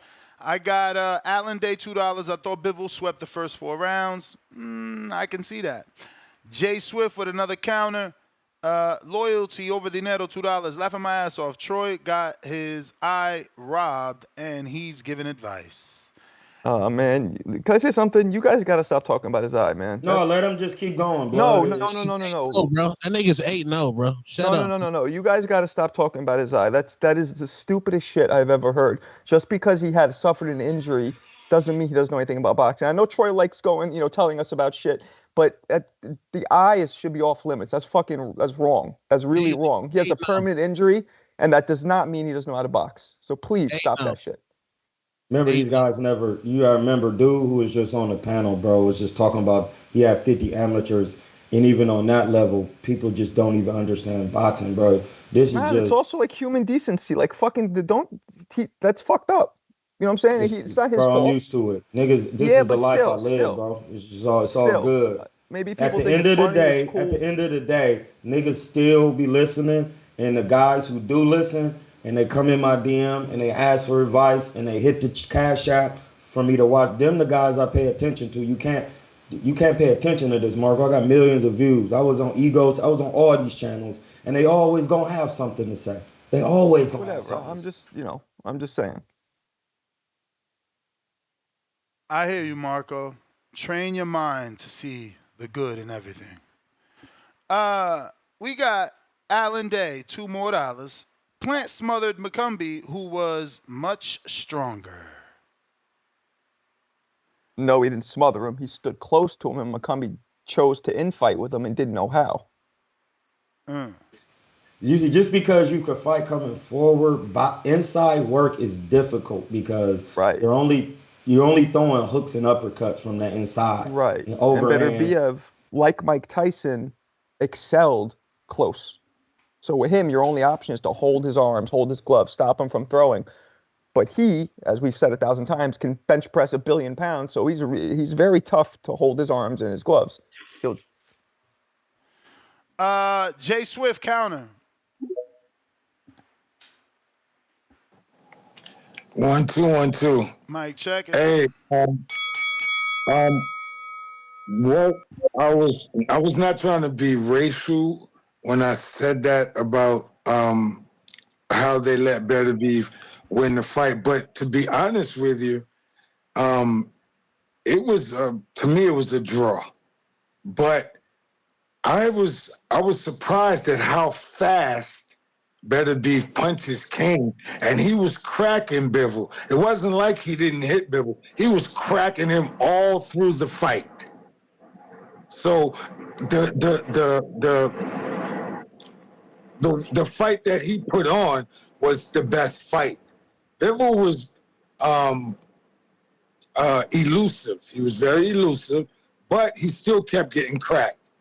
And he was cracking Beterbiev as well. But because of what we have today with the war and the Lebanon and in Israel going on, there's a lot of feelings behind that, and I think that Muslims are not beyond those feelings. So it's easy to say because it was only 2 points. If you look at the score that they had, it was only 2 points that better be won by 115 and 113, which is what I had. But I could have given him the last round, given Bivol the last round. However, it was a collective point system of watching the fight, and Bivol was just a little bit too passive. Well, not even I didn't even want to use that word passive, but he wasn't as strong as Beterbiev. Beterbiev was trying to break your shoulder when he punched you in the arm. He was trying to break your shoulder. And that's the reason why they gave him the fight. But they wasn't going to let him lose, too, because of the great performance that Beterbiev had. You have to have seen that. You have to have seen how great he was. And if you saw that, they're not gonna let him lose the fight, especially with all the stuff that's going on now with the Muslims and the Jews. They're at war right now, and it's going to continue. I mean, they've always been at odds with each other, but it's going to continue. I don't know, but anyway, yeah. I stopped talking about my man's eye, man. Y'all niggas is weird, man. You know what? They're just mostly You may feel like childish. it's your They're just time, mostly childish. but it's not your All time. right, peace. I'm out. Once again, when you injured, it's because you was in the field. If you not injured and you healthy all the time, it's because you was never in the field, and that's okay. I'm not tripping. I gotta have fun. I'm on the panel. I'm up here with Two-Tone and Ness But at the and end of the Markov. day, you got your pack bust. Damn. Yeah, some niggas busted my pack in sparring. I shouldn't have been sparring middleweights. I hit him with his own line. Yeah, Yeah, you can't be sparring. You can't be sparring middleweights. I'm the friend y'all all want, man. Nobody want to be that friend that just says, "Oh yeah, Troy, everything's gonna be up." Nah, you got your pack bust. Hit him with his own line. Fuck out of here. Tank just busted Calvin Ford's pack. What? Would he fired him? No, he got hit with that left in training, dropped him. I like Troy to explain what that means exactly. Like, I know it means you got hit, but pack, like what, like a cigarette pack? Listen, blood. What's You that have mean? to listen, bro. I made this was made up Answer by it me in and 2 Aaron minutes, Coley. all right? Don't take 8 minutes to answer I'm this not. shit. I'm just telling. I sent you the video where the pack busted shit came from. I was about to say I got the video. Bump it to the top. Just put yo and then I could find it. All right. But basically it came from because Aaron was saying you don't want to get your pack busted, meaning when you go doing a deal when you selling bricks or buying bricks. Once you open the pack, you have to buy it. Oh. So Okay. you sampling the pack, and that's why we start saying if you bust that pack open, you gotta buy it. So he basically bought a body, and once you bust it, you rub it on your gums, taste the purity. You know, you have your tweaker there to get a little. Is it good? Is it the pith? Is it real? Is it the real? Is it Heems?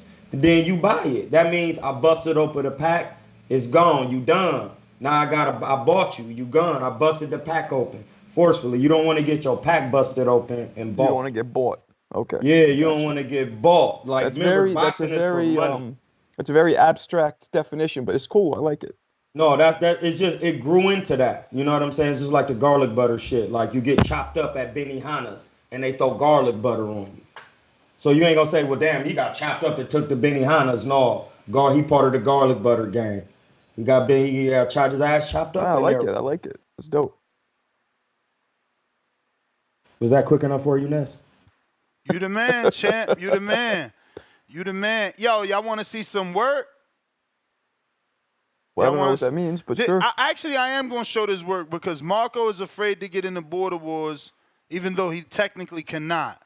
But he uses the age as an example or a reason why not. This is bad footage. Damn. Let me try it from my phone. You use your age as a reason why like it's over for you, and I'm just gonna show you someone older than Are you you. gonna show me somebody old? No, it's not that. It's I choose that it's over. I work out. I do 12 rounds every day. I could. I just don't. Those days are over. Yeah, well, this guy, he's older than you, and come on, I'll still baby. fuck somebody up if I want to, but no, thank you. All right, why is this not working here? What do we got here? Damn. Fix your shit, Ness. Yeah, I'm trying. I don't know. Start iPhone. Start. Click. Start. Here we go. There we go. Who's who? OC the boss is the dark-skinned fella who is ¿Cuántos años? 47 years My age. young. That's my age on the button. 47 years young. Come on, bitch, play. Wonder how old the dude he's fighting. I don't Is know, that but a that woman? dude looks young, right? He said, "Is Looks like that a woman?" That's a woman. He's sparring a woman. That's not a Damn. woman. You kidding me? Why are you so disrespectful? I'm just joking. All right, so it's light sparring, obviously, but fuck it. I mean, light. That dude is throwing a lot of jabs. No, that's light. That's very light. I don't think OC's being light. Look The at that OC's not being shove. that light. The one he's sparring. Oh, he just hit him with a kind of a harder punch there. Look, nah, my man is okay. Look, Oh, that lady could box. that's not a girl, bro. I'm just playing with you. I'm just playing. Look at that right hand. That ain't no girl. Yeah, nah, he's pretty good. OC, where's OC from? Milwaukee, Wisconsin. Then he just got hit with 2 Jeez. rights. Cheesehead. Oh man, get this camera angle. I can't see shit. I know. Nah, it's obviously a still shot camera.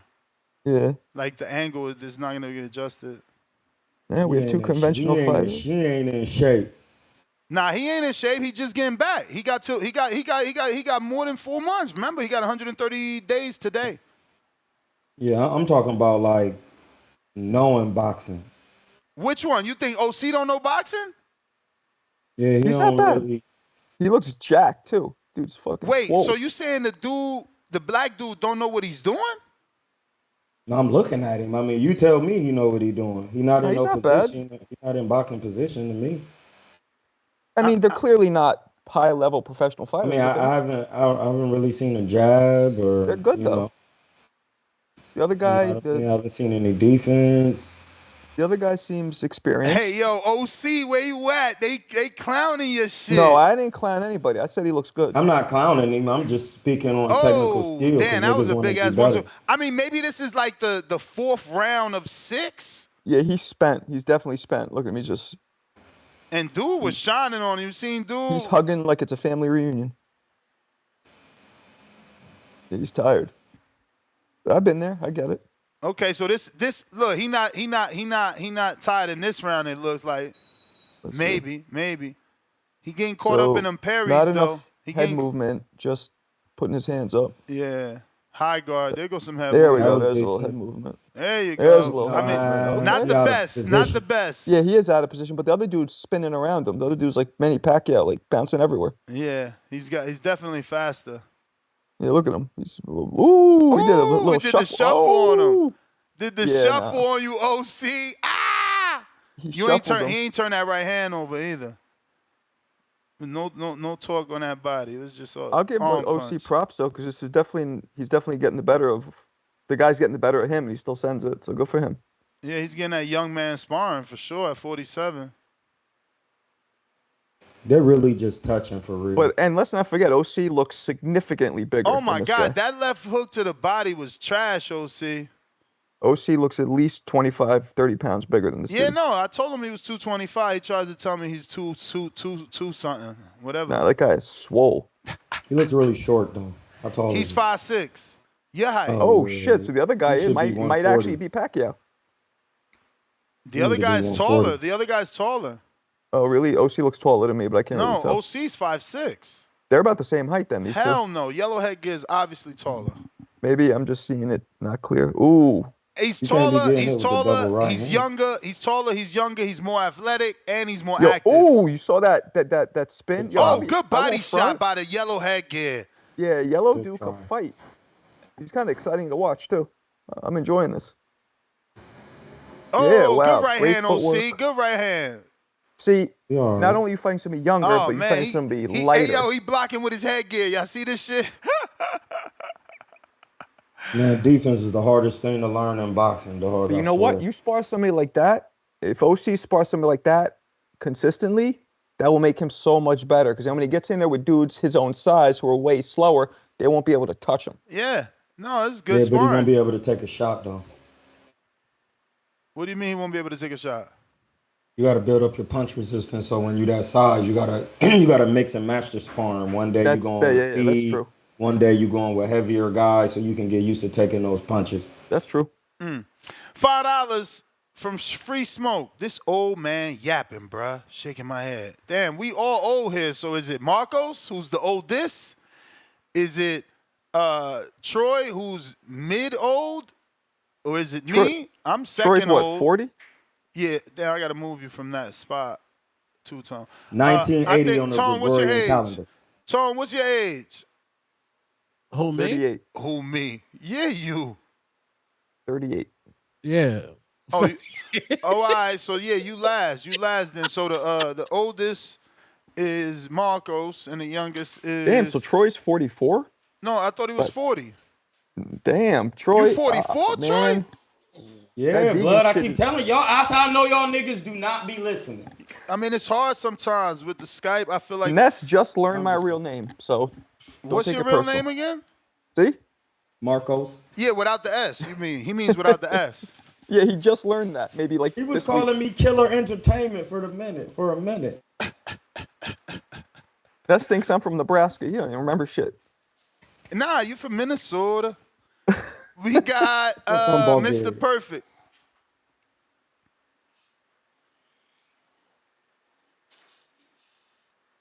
Yo, they say you got to show the birth certificate. You ain't no damn 47. Yeah, he looks young as shit. Yo, You.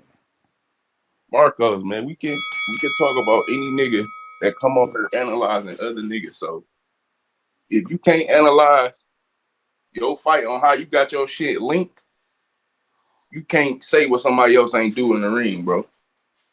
But I never heard this nigga say how he got his shit broke, how he could have did something different in another fight, but want to talk about pros, and nigga never been on that level.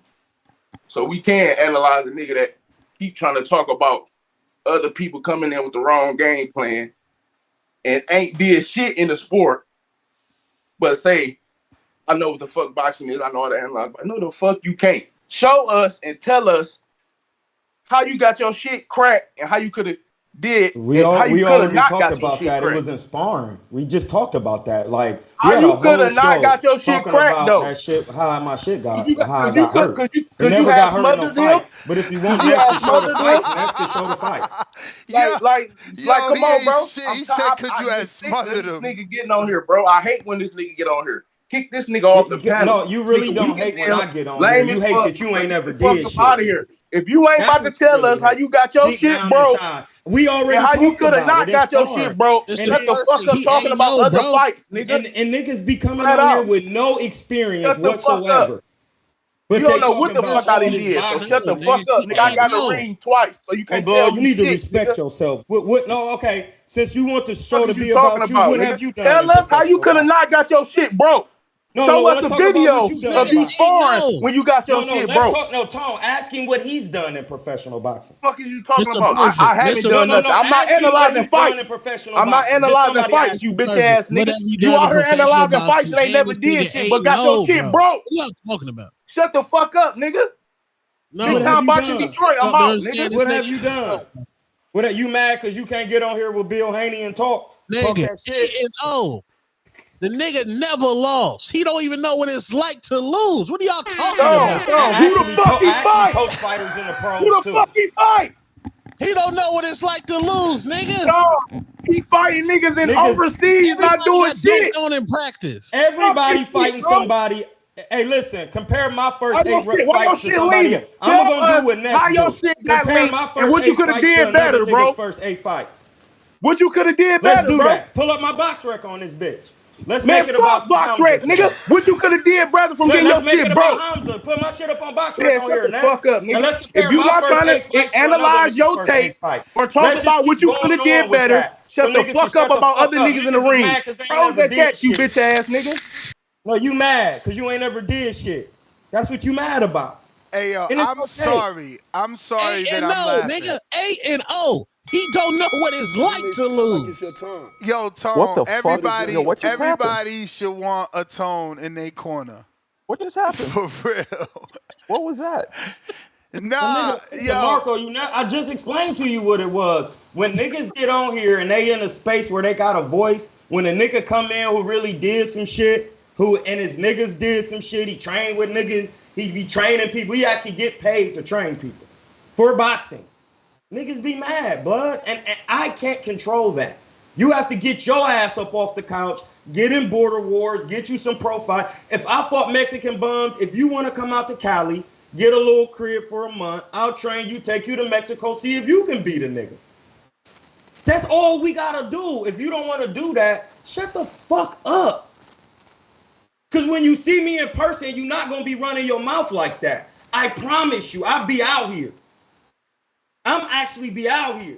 And when niggas see me, they asking for autographs and pics. They're not talking about I fought bums. I'm sorry I made niggas look like bums.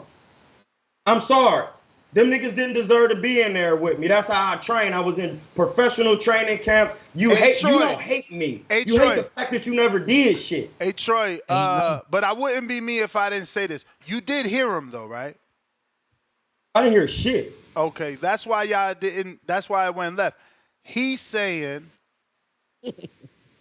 to tell us what you could have done different because you always looking at the I footage. just said it. That's how I know y'all niggas don't be listening. I said it 5 minutes ago, So you bro. saying I was sparring middleweight when I not shouldn't spar have been. middleweight. So you saying Yeah, not spar? I keep saying that. Willie Nelson is 6'4", walking around at 180, cutting down. I should be sparring him. I should be sparring Aaron Coley, who walking around at 180. What weight class you was in? I was fighting at one low 150, closer to 47. I'm a welterweight, nigga. Okay, so welterweight. So you was essentially, But they doing. say out in the Bay. Calm down. He not even on the phone no more. Calm down. It don't matter. I'm talking to you now. I know, but out here in the Bay, these so niggas excited. don't be wanting to spar with your size. We just came from an amateur event, and niggas was pulling out when we pulled up. Essentially, you was doing what Crawford want to do. Yeah, well, nah, because I wasn't trying to go up in weight. But you was sparring up in weight, and he because niggas in my weight did not want to spar me. That's why I was sparring Prentice and I Brewer the get most. that, and I get that. But you was still a 47 sparring a middleweight. Crawford was a 47 wanting to fight a 168 pounder. You suffered an injury. That just shows that weight classes are there for a reason. No, weight classes definitely mean something.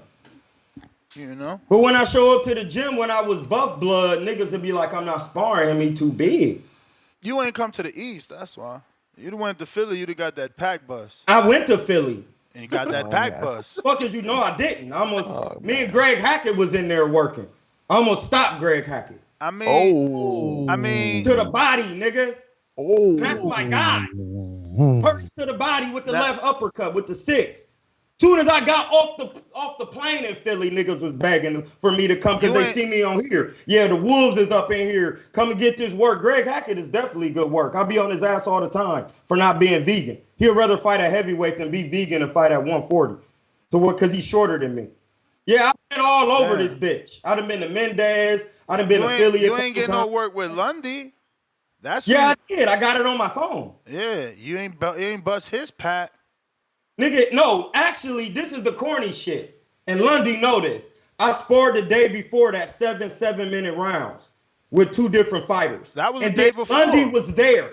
That was the day before. And then Lundy waited. He said, I should go get my gear. Y'all here getting work. The next day, he called me after a day of sparring and was like, I can't let the bull leave without working with him. And then he wanted to work. But when the work was getting, he didn't put his gear on, bro. But what you mean? You said you got work when I was working, he did not put that gear on. But you did. But he called you. He waited till the next day until I got my work. And then y'all got work. Then we got a couple rounds in. He had 4 partners. He had a fight coming up. Yeah, I wasn't doing the majority of the work. He put you in last. He didn't. I hopped in maybe after he did a couple rounds. So you ain't getting no work with Danny though. No, I actually in 2022 I hit them because they was about to fight Earl. Because I got a picture with Danny. He actually know who I am.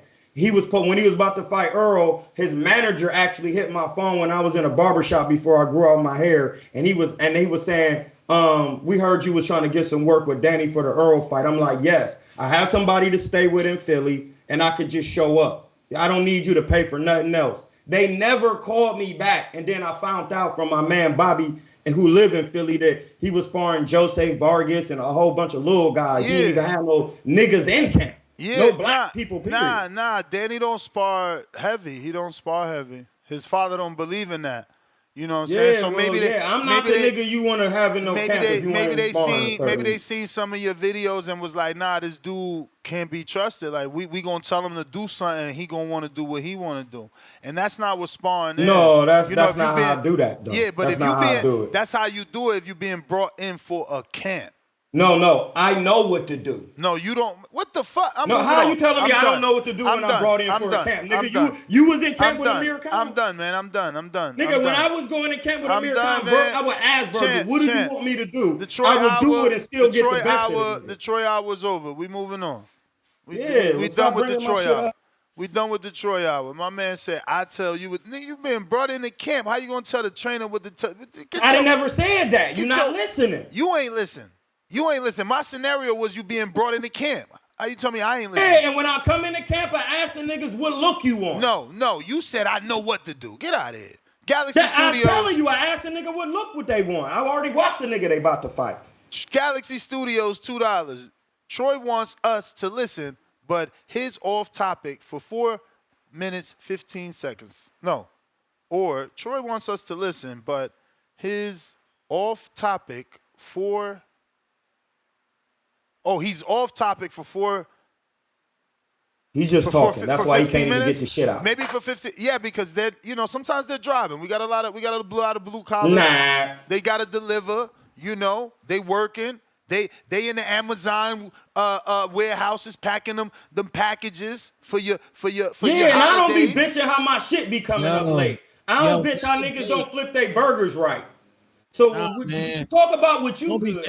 Yeah, but we flipping authentic burgers. You know what I'm saying? Real McDonald's burgers. You was flipping. McDonald's don't got real meat. You was flipping them nondescript Mexicans we don't know, bruh. That's all. Don't be mad. That's what you do when you first coming up in boxing. You don't get in there with world champion. Not Carmel. I thought y'all niggas knew boxing. Not Carmel Moulton.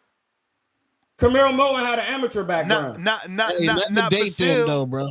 Oh, why? He signed to someone. Oh, why? So I didn't have a promoter. So I was my own promoter. You realize there's levels. You just said it. Carmel Moulton. No. He has a promoter that can put the people in front of him to build him. You said he has an amateur background. Listen, bro, I was my own promoter. You said he had an amateur background. Yeah, so you're they're right. gonna move him different. You're right about that. That was the one thing you had done, and that's why I was. I didn't have with an you. amateur background, I so was I'm gonna fucking move with, different. I was fucking with you early because you understood you needed the social media. But Galaxy Studios, $2 more. Ness, you ain't ish. You done started Pack Bus. Now I'm just reminding him that's his thing, Pack Bussin'. DC3, $10. Counterpunch for CYP and Mr. Perfect. Is Mr. Perfect there? Oh boy. That's a no. Neither is CYP. Claim your counterpunch. Galaxy Studios, $2 more. Troy gets so flustered so easy. Hashtag Pack Bus. No, I niggas just be running their mouth too much. Tevin Smith, $5. I like Troy. He be in here pulling rank on everybody. But that's why people get mad because it's like, bro. Cause niggas be in their emotions when we really watching boxing and you can just see what's going on. No, it's not like because a nigga of that. just wouldn't say, like, for example, it's clear that Bivol did not throw hardly any punches in the 10th, 11th, and 12th round. You can just put on the fight and watch the times he was reluctant to throw because he was moving around because he was hurt. He was tired. He threw maybe 2 flurries in each of one of those rounds. And Beterbiev was coming nonstop. He even took something off his punches. When I say that, niggas will be like, well, no, I still kind of gave him the 11th round. No, that's just fucking cap. Like that, I'm just not into that emotional fan shit that y'all in. If it didn't happen on here, I'm not about to be talking about it, bro. Let's go. Oh, that's what they saying. That was that super chat. Rick Glazier out here claiming Al Heyman needs prayers and that he's very ill. Okay. We got Nick submitted some footage. Let's see what we got here with Nick. Oh yeah, I might want to link up Nick with Samuel. Samuel, if you listening, timestamp is 3:01 20 seconds. This is a potential opponent. You don't have to agree. Remember, we can keep looking for others, but maybe you want this guy. Light on the toes. Got the Adidas boxing shoes. I mean, you know, the only negative I'm going to say right from the rip, he's in a fitness gym. And he's like I hate 3 that. miles away from the bed. The camera is, at least. I hate that he's in a fitness gym. It's like, where's the boxing gyms? And that's not his fault. That's the lack of boxing gyms within communities these days. That doesn't exist anymore. It's crazy. Oh. Those were some pretty short hooks or shovel uppercuts to the body, guys. My 2 fighters. What was that? I can't really see the shit. So can you zoom it in a little? Little more. There we go. There we go. Listen, just to let y'all know, I've already been paid to help my man out. So then when y'all running y'all mouth, I could really care less. I've seen this footage. It's in my phone. Let me see it. Start from the beginning. So what you saying? That you the man, and it don't matter what we say. No, I'm just saying niggas can run their mouth all day. I'm gonna just keep letting niggas hit my cash app and give them the actual advice that it takes to get better. If you not boxing, then you could just run your mouth. But niggas who actually want to get in border wars, get coached, learn how to slip and to not take punches and shit like that, then we could do that. But if any nigga want to watch my fights and watch how I fought, you could just throw that shit up here. And we could critique that all day. Niggas don't never want to do that though. But why you sparring up here at me? Let's critique my shit. Let's break me down. Let's talk about me. Hey, no. The Cash App is open.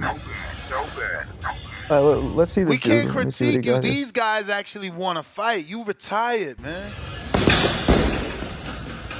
Well, I don't care. Niggas still be running their mouth. Talking about I wasn't shit. Let's just show it how I wasn't shit. Them shots down heavy, bro. Nah, he got power for sure. No traditional technique, though. Yeah, he's very. I was gonna say very stiff, but very good potential. Damn, that was a strong right hand. What traditional technique don't you see? I'm just asking. I don't like the way he's throwing them body shots. He's bouncing around nervously too much. How should he be throwing them?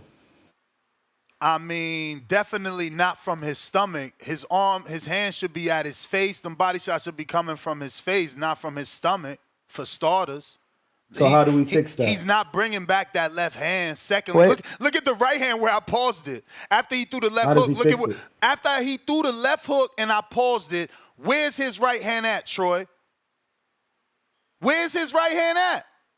Down, all right. So we could hook his ass, Where is right? it? I see his elbow. Because he throwing a hook, I see his right? elbows right here. He throwing so a hook, his right right? hand got to be close to his face because he like this. Man, is you kidding me? You see the pause? You see the pause? Is his right hand straight or is it down? You see the pause? Does my cursor show? Look, that's his. That's his Yeah, hand. it's not that down though. His chin is by his glove. Yeah, it's not that down. It's down a little, but not too bad. Look, That's an observable fact. I just froze it and moved it again. Look. Yeah, his hand is by his chin. Hey, I get it. I want y'all to understand, son. This hand is by his chin. This the first time. Marco both let me say something. Let me say something. Because I always got to say what people are afraid to say.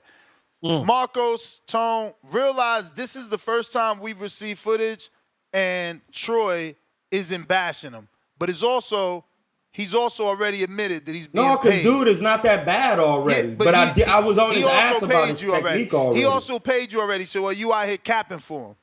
No, I'm not. Because I already told him what he needed to work on. Fuck out. You didn't even mention the shit. Fuck out it. I'm asking you what he needs to do to fix it. Man, I showed you what was wrong, and you trying to make excuses for it. What's wrong? You trying to make excuses for it. You trying to make excuses for it. Cash App was open. He paid him, and now Troy don't want to give his true assessment live on air. I already gave his assessment. I'm asking you what he needs to do to fix it. In private. Cash App was open.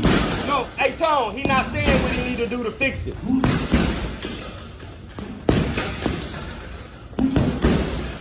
Now he decent. He might be better like than a laugh out loud pillow. Yeah, now you were right about the shovel body shot. Little too. Man, of course I'm right. Troy think he the only one fucking I never could be said right. he wasn't right. Fuck you out was talking here. about his hand being up. Fuck out Y'all here. changed this shit up. Fuck out I told here. you, I asked you what he need to do to fix it. You still haven't talked about this shit. You quiet. Now you fucking quiet. What he need to do to fix it? Everybody so technical on this bitch. Somebody tell what he need to do to fix those problems. What he needed to do, chat. What he need to do. Man, yeah, tell me what I ain't trying to hear all that video. I already answered that because what I was talking about is self-explanatory. Man, shut the fuck up. Don't lie. You didn't answer it. I said his hands got to be up where his face at if he gonna be punching to the body. Gonna make the hook come out correctly. How the fuck you gonna fix it? The fuck up. Fuck out of here. That's what I'm saying. You don't even know what the fuck you talking about, nigga. You mad? He's standing straight up and down. You being paid. You being paid. You being paid. You being paid. You being paid. So your opinion is swayed, man. You think I ain't peeped that shit? The minute you said he paid you, I realized your whole fucking energy changed. The minute that he paid me, you didn't know what the fuck he was talking about. Yeah, that's why you so. You don't get paid to break down niggas. Why you so defensive then? That's Troy's new fighter. Troy new fighter. To break down nigga footage. Troy new fighter. That's the crazy part. Troy new fighter. I don't get on here and talk about how you do your channel. I get on here with you. You telling me what I need to tell a nigga to get better. And you never been on my level. My brother, I never told you shit. What the fuck is you talking about? And I'm asking you what the nigga need to do to get better. I never told you he got to do anything. I showed why are you footage. Even saying anything? I showed the footage and I said, "Oh shit, look at them body shots. He need to do better with that." My two fighters? Oh, okay. You need to do how we need to do better with that. Asshole! I said the two fighters on the show. What do you think? You stupid motherfucker! Can't you hear me? Yeah, and I'm asking niggas. Because every time I say something, so you answering a question. So you answering the question with a question. I don't know it. You answering the question with a question. Go ahead. You answering the question with a question. Niggas to tell me what he need to do. Man, shut your ass up, man. Bro, you be holding up the show way too much. Get your narcissistic ass out of here, man. Y'all niggas brought me up. I was here talking about somebody the fuck else. Motherfucker, we moved on. We showing somebody else footage. You telling me to take his shit down. Ask asking what they need to do to break down the shit. Shut your ass up. You literally said, take his down, put mine up. Why we can't talk about mine? You a narcissist. Yeah, because your niggas won't run career their fucking is mouth. over. Your career's If niggas wouldn't over. run their mouth Your about me, I career wouldn't even be is on there. over, nigga. Your career's over. Yeah, it's no, over. I got a new career. I'm a coach now. No, you ain't a coach, motherfucker. No, shut the fuck up, ho, it. nigga. I'm a coach, nigga. No, you ain't coaching shit. You ain't coaching shit. No, you mad because you don't coach Fuck shit. out here. You coach the I interviewed Aaron Coley, and you ain't his trainer.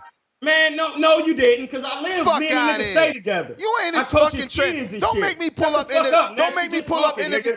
You never interviewed Aaron without me being there. You just fucking talk. Okay. Let's see what this 90 is. Let's see. seconds. We're gonna pull up Aaron Coley then. We're gonna pull up Aaron Coley. Talking, nigga. And he gonna tell you some shit that I be saying. He ain't gonna tell me I've been shit. with the nigga, blood. He ain't gonna tell me niggas shit. acting like y'all know niggas that y'all don't fucking know, man. Now we claiming fighters that was already fighters and trained by other people. Hey, blood, you train with Aaron? No, blood, you train with Aaron. All right, then. So what the fuck is you talking about? Yeah, so what are you talking about? No, we talking about we talking about how you knew his amateur background. We talking about how you turned them pro. No, we talking about how you turned them pro. We talking about how you turned them pro. We talking about how you turned them pro. That's crazy. We talking about how you was in the corner. We talking about how you was in the corner with Jamonte Clark. We seen you on Showbox.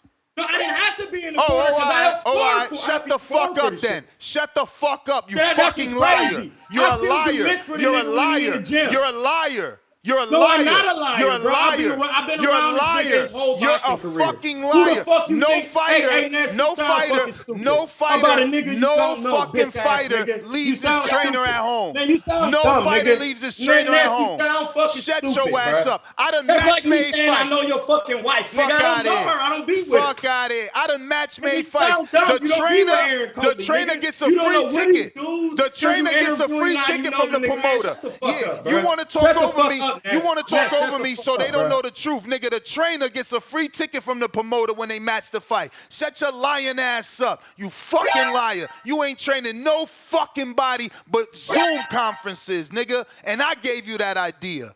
CYP, what up? Motherfuckers is retarded out here, man. Hey, He's still. This is fucked up. Niggas just be talking, blood. Just hey, be y'all, fucking talking, Ness. don't be coming to me to break nothing up. You know what I'm saying? I ain't no referee. Oh, man, let this shit rock, because the whole ass niggas always running their mouth. No, we don't want to talk Call about back, Troy. CP. We don't want to talk about Troy. We don't want to Nigga, see you you shouldn't have got me sparring. started. Bitch ass niggas always here. running their fucking mouth. Fuck out of here, man. You the one in your feelings because your fighter don't look good, so you trying to cap for him because he cash apped you. Blood, fuck out of here. He asked, I took the advice you gave. Charge $25 to watch niggas fully. Exactly, but I ain't tell you and lie. tell them what they do. I ain't tell you lie. That's not my fighter. I ain't tell you get up in here and lie. Talking about he doing it right and all this funny shit. For Fuck saying out he of was here. doing it right. Fuck I outta asked you here. to break the shit down. All right. Fuck up. Cool. Oh shit. Nice. Niggas always want to argue when they ain't got no Nah, input to that's fucking you. put in. You want to argue. That's the issue. If we don't agree with Troy, we don't know shit about It's not boxing. about agreeing, because I didn't There you go. invent boxing, bitch ass nigga. CYP, do you want to talk? We trying to move on. We don't want to hear Troy no more.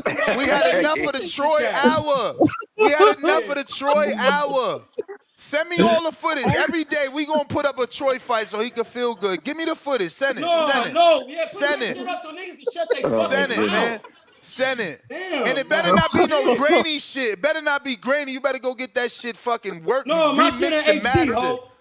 Get that My shit shit in remixed HD, and ho. mastered.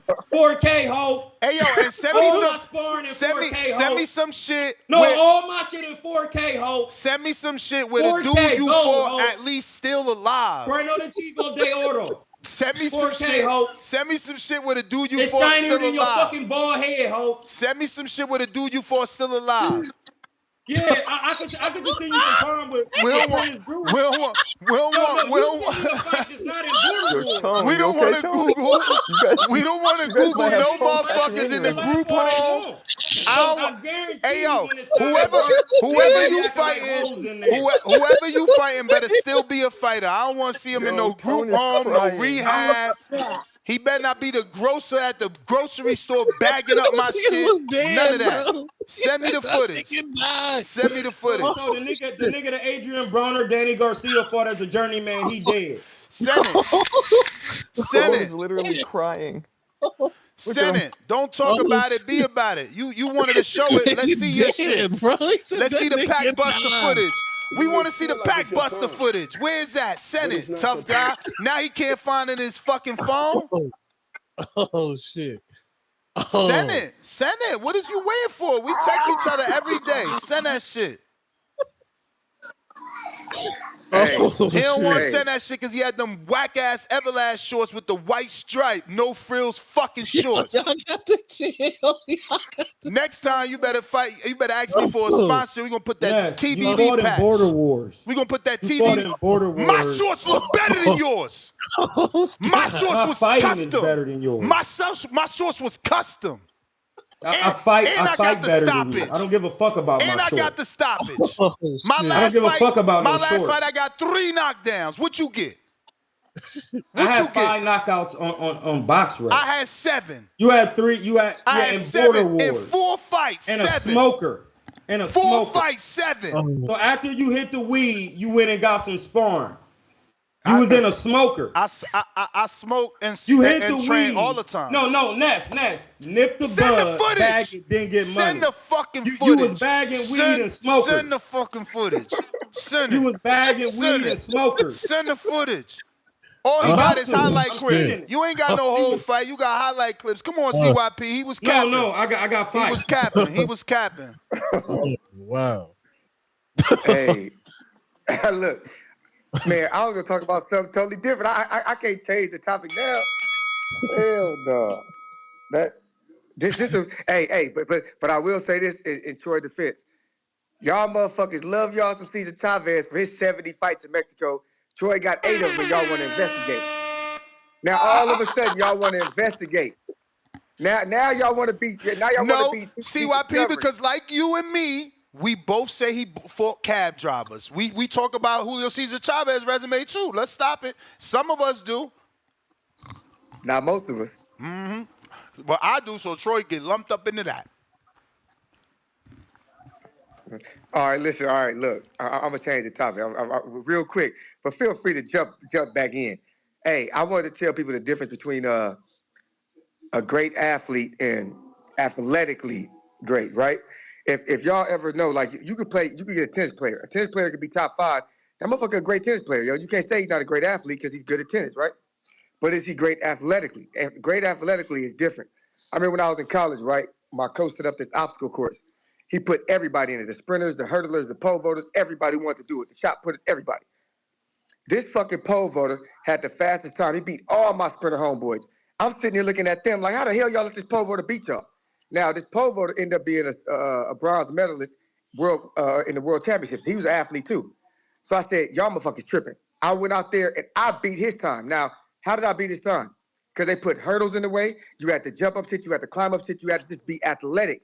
That fucker was more athletic than everybody else except for me. Why is that? Because being athletically gifted means you could run a mile in 5 minutes. You could probably hit a home run. You could dunk a basketball. You could swim. You could run fast. You could jump high, and you're strong. That what makes you a great That what makes you great athletically. But you don't have to be that to be great at a sport. You could be a great boxer and fucking strike out at the goddamn batting cage. Yeah, you could do that there. You could literally strike out at the batting cage and still be a great boxer or a great basketball player. You didn't see Anthony Joshua airball. That don't mean he's not a great boxer. But that's the difference between Bo Jackson or Deion Sanders type of athlete versus a guy who's just good at the sport. I say that to say this. I don't really want to change the topic because I love y'all. Y'all killing right now. But that's the reason why y'all should not put y'all money on King.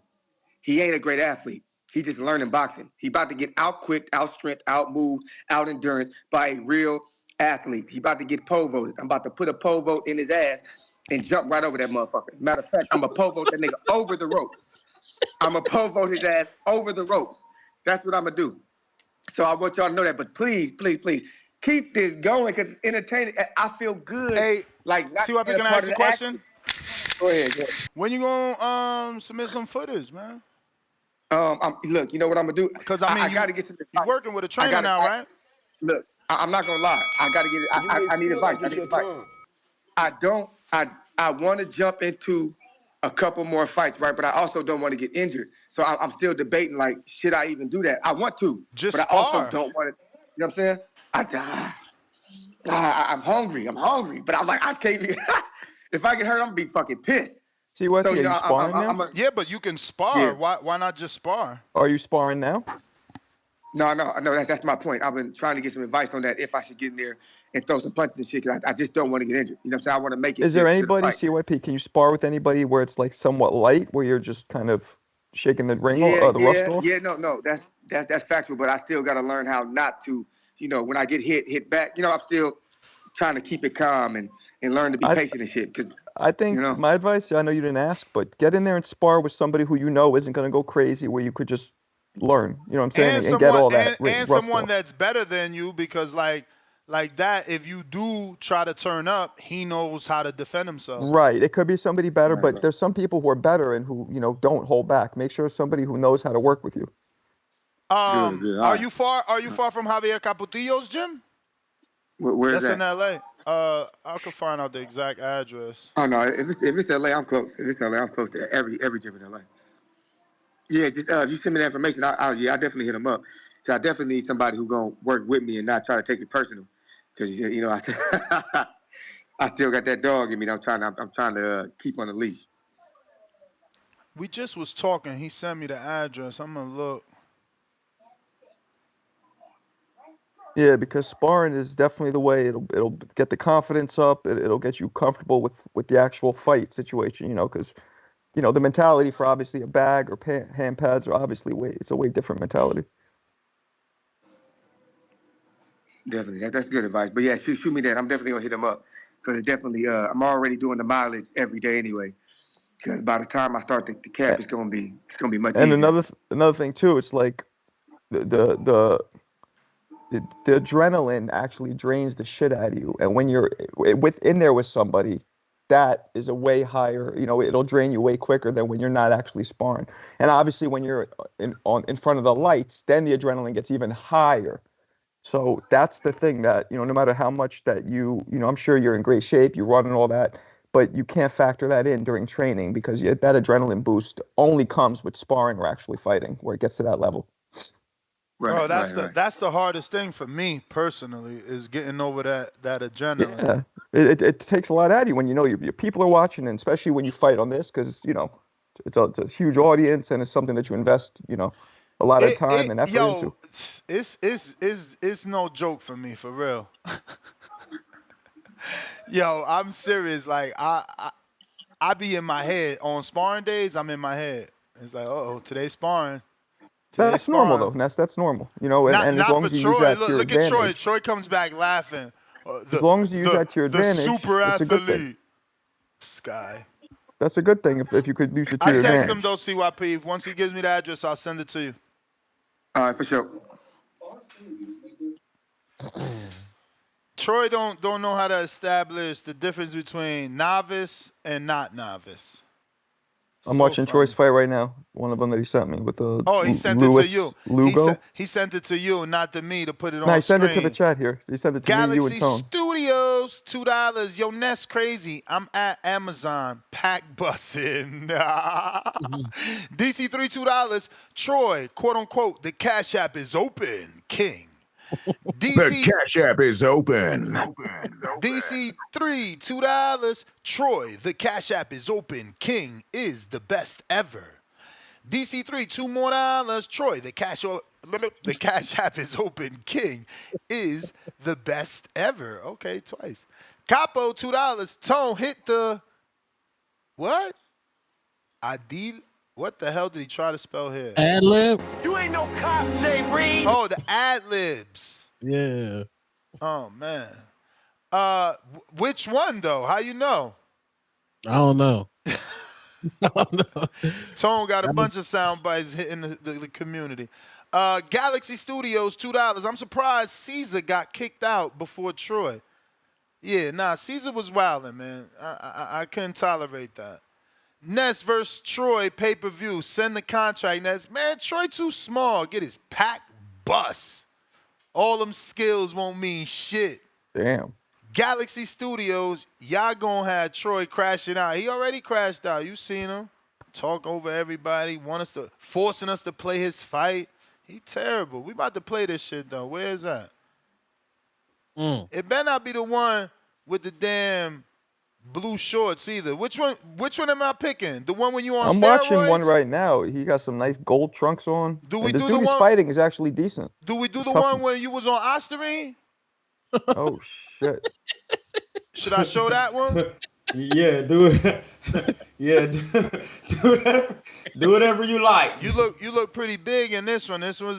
Yeah, I was about to send you the video of me doing 105-pound dumbbells when I was boxing. So this was when you was on Osterine. No. Cause back when you was fighting, back when you was fighting, they wasn't really drug I was testing. on this drug that niggas can't find. Yeah, it's called hard work. Back when you was fighting, they weren't really drug testing though, right? Yeah, they came. I got drug tested before the Lugo fight, the fight that he watching. I got drug tested. Oh, this you getting your pack buzz versus Prentice Brewer? No, that's me working with Prentice. Getting your pack buzz. Look how tentative you is.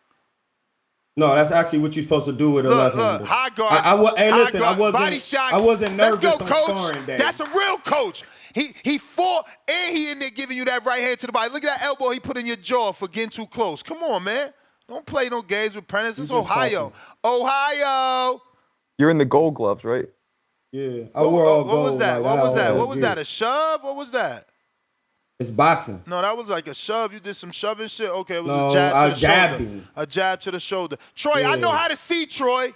I can see. Well, act like it, my nigga. I can see. Good jab by Prentice. Just keeping you at bay. Another jab to the body. I'm showing you being in there somebody with 150 at me, 22 and 4. You showing me you getting your pack bust. Not even seeing that. You just talking. I mean, he landing points. He's scoring jabs on you to the body. Look, straight right, left hook. This is practice. Let's go. Troy, hook the shit out your ass. He hooked the shit out your ass. You got Ness up here just trolling heavy. Man, that's Ness, blood. I love it. What's that, 7 pieces? Oh, you a punching bag. Oh, you a punching bag. There ain't never been no footage of me. You ain't never gonna see me get punched 7 straight times. At the end of this video, I hurt him to the body. Like I do everybody. Fam, can we watch the video? Why you talking to the bitch? I'm fucking commentating. Good jab, Prentice. Oh, man. Next level shit. Why your hand down, Troy? That's why you getting caught with that damn left hook. Silly. Look, now he's stalking you on back up.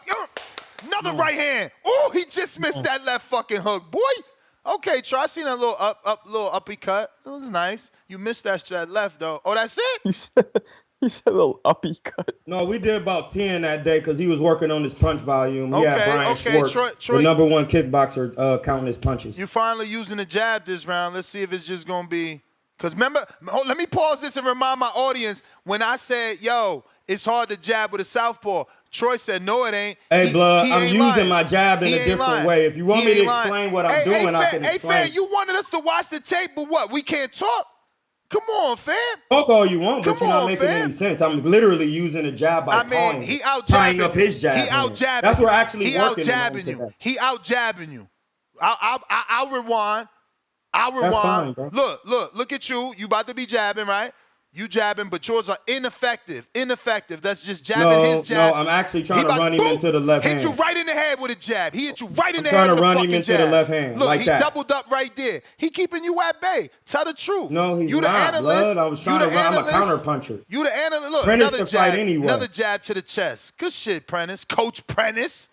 Yo, Troy, did you have any fights after you got your retina detached, or you stopped right then? No, I tried to, but I got arrested at the border. Look at him. Look at him. He pot shotting you, man. Why he toying with you like this? Oh, uppercut. Let's go, Prentice. Look at Troy. Got to be dirty and He use about his to be in. He forearm. about to be in. It's not dirty. It's Look boxing. at dirty. Look See, at that's how I dirty know Troy. you don't know real Dirty boxing. Troy. Dirty Troy. We rewind it so you can You show just Dirty talking. Troy. Good. Look. Rewind it. Look at the forearm. That's crazy. It's Another called a jab. forearm check. Another jab by Prentice. Another jab. Good slip. Okay. Good combination. Not landing anything. Man, get the fuck out. That uppercut landed. That last uppercut landed. Hey, Ness, I was there. You dumb wasn't. nigga. You wasn't there. You was concussed. Good straight right to the body. Oh my God. God damn. Looping right. Look, you want high guard? We'll beat the shit out you in that high guard. Keep playing with Prentice. Look, you got to cheat again with your stiff arms. You learned that for the man Khan? That's where you learned that? Look, he raking. He raking. He raking. Let's go, Prentice. You ain't on his level. You ain't on his level. Look, look, motherfuckers. Talk. It's sparring. Talk. He whooping your ass. He whooping your ass. And he's not, and my man is not even a puncher. Oh, look at the left hook. Oh, shit. Whooping that ass. Why you send this? Why? Because Give him I'm going to show somebody who fucking good. Y'all niggas be showing y'all niggas sparring fucking niggas in wheelchairs. Yeah. Oh, another left hook. Every time you think you did something, every time you think you did something, every time you think you did something, Coach Brennan's hit you with that motherfucker. Look, he's smiling at you. Get your ass off me. Why you trying to hold me? Get off me. Let's get this inside work. Look, why you backing up, fool? Where you going? Cuz. I'm slick. Where you going, cuz? I'm slick. Look, what's Bring that? your ass off them ropes so you can use them legs. I got that from Joe Frazier against Muhammad Ali. He cheating, y'all. That's a Joe Frazier move against Muhammad Ali. We got Troy Nick Ball King. That is a great move. Fuck out of here, cheater. Hey, Marco. Oh, man, you have should have never let me see that shit. I rewind it. Check it out, y'all. I know exactly what you're talking about. Look, y'all. Look. Bring your ass off them ropes and use them legs. You trying to rest. Get your ass out of there. Go wrestle with Bud or McGregor, motherfucker. This boxing. You want to wrestle. Look, now look at them uppercuts. Let's rewind that for trying to wrestle. Throw them shots. Trying to wrestle. Take this shoe shine. Take this shoe shine. Take this shoe shine since you want to wrestle. Look, here you go. His wrestling. Come up off of here. Look at Brennan's. Continue working. Shut your ass up. Continue working. Shut up. Fuck out of here. You pot shotting one punch at a time. Getting outworked. I literally threw a combination. You getting outworked. Now we're working. You getting outworked. Now we're working. You getting outworked. Now we're working. You getting outworked. Hey, Ness, I don't throw that many punches because I can punch. Because you getting outworked. No, I just don't throw that. I try to tell y'all. He whooping your ass. Niggas who punch don't throw that many punches. He whooping your ass. Nigga, your breakdown of Bivol was that he got outworked. No, I don't throw that many punches because I excuses, muses, dog. Excuses. No, there are no excuses. You don't know how to Shut spar. up. Look at that overhand right. He shut. He's not even landing shit. So you gonna tell me your head ain't pop up the top with that uppercut? You just talking, okay, rewind.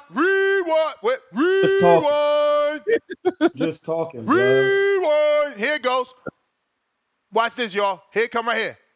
Looping right, then the uppercut gonna pop his head like a Pez display. Bang, bang, motherfucker. Fuck you talking to? I'm the analyst, nigga. It wasn't I'm the analyst. I'm the analyst. I know what the fuck I see. I'm the analyst. I know what I see. Your fucking head almost came off. Your fucking head almost came off. Your fucking head almost came off. He touched my gloves first. Your fucking head almost went back here. No, it ain't go back. It almost came off. And that's why when you in a fight, you don't do good in fights because you don't know how to spar. You think it's sparring, you're not supposed to get hit at all. And that's why when you in there, you be nervous. That's why he said, I'm always in my head on sparring day. Hey, yo, I got something for your ass. I got something for you. Try me a river. Now show the light. Hey, yo. Show me under the light. Hey, yo, we showed the professional getting that ass. No, you showed two professionals sparring. What?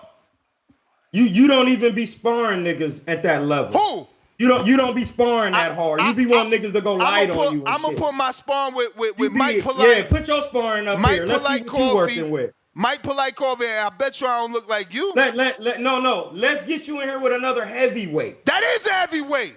Fuck you talking about. And about. let him really work. Fuck you talking about. Put that shit up there. Man, I got a black eye in that sparring. He was working. You I ain't, never you had ain't a black shit. eye in sparring. No, you had a broken eye. You got your back bust. No, my nigga. My eye was never black. A nigga blacked your eye and you quit boxing. How you gonna laugh at me for getting my black eye, but you got your back bust? Because I see niggas get knocked out in sparring all the time. Your back bust. My eye came from over sparring, but I never got punched and had a black eye. Your back bust. Like, a nigga blacked your eye with a headgear on? Dude, he blacked my eye and someone broke yours. And you wasn't even sparring on a regular basis. Someone broke yours with a headgear on. I literally was sparring 10 and 12 rounds on a regular basis. You're not listening. Against niggas who were contenders. No, you was not doing that. You're really not listening. Someone broke your eye with headgear. Yeah, I sparred multiple middleweights every day. You wasn't doing none of that now shit. It's multiple. A nigga blacked your shit with one shot. First, he said it was Willie Nelson. You never went to the pros. First, he blamed it on Willie Nelson. Now, because we riding him, he says multiple super middleweights now. What else we gonna change it to? I told y'all niggas who I spar. See, I want it to be the Troy show. It makes it exciting.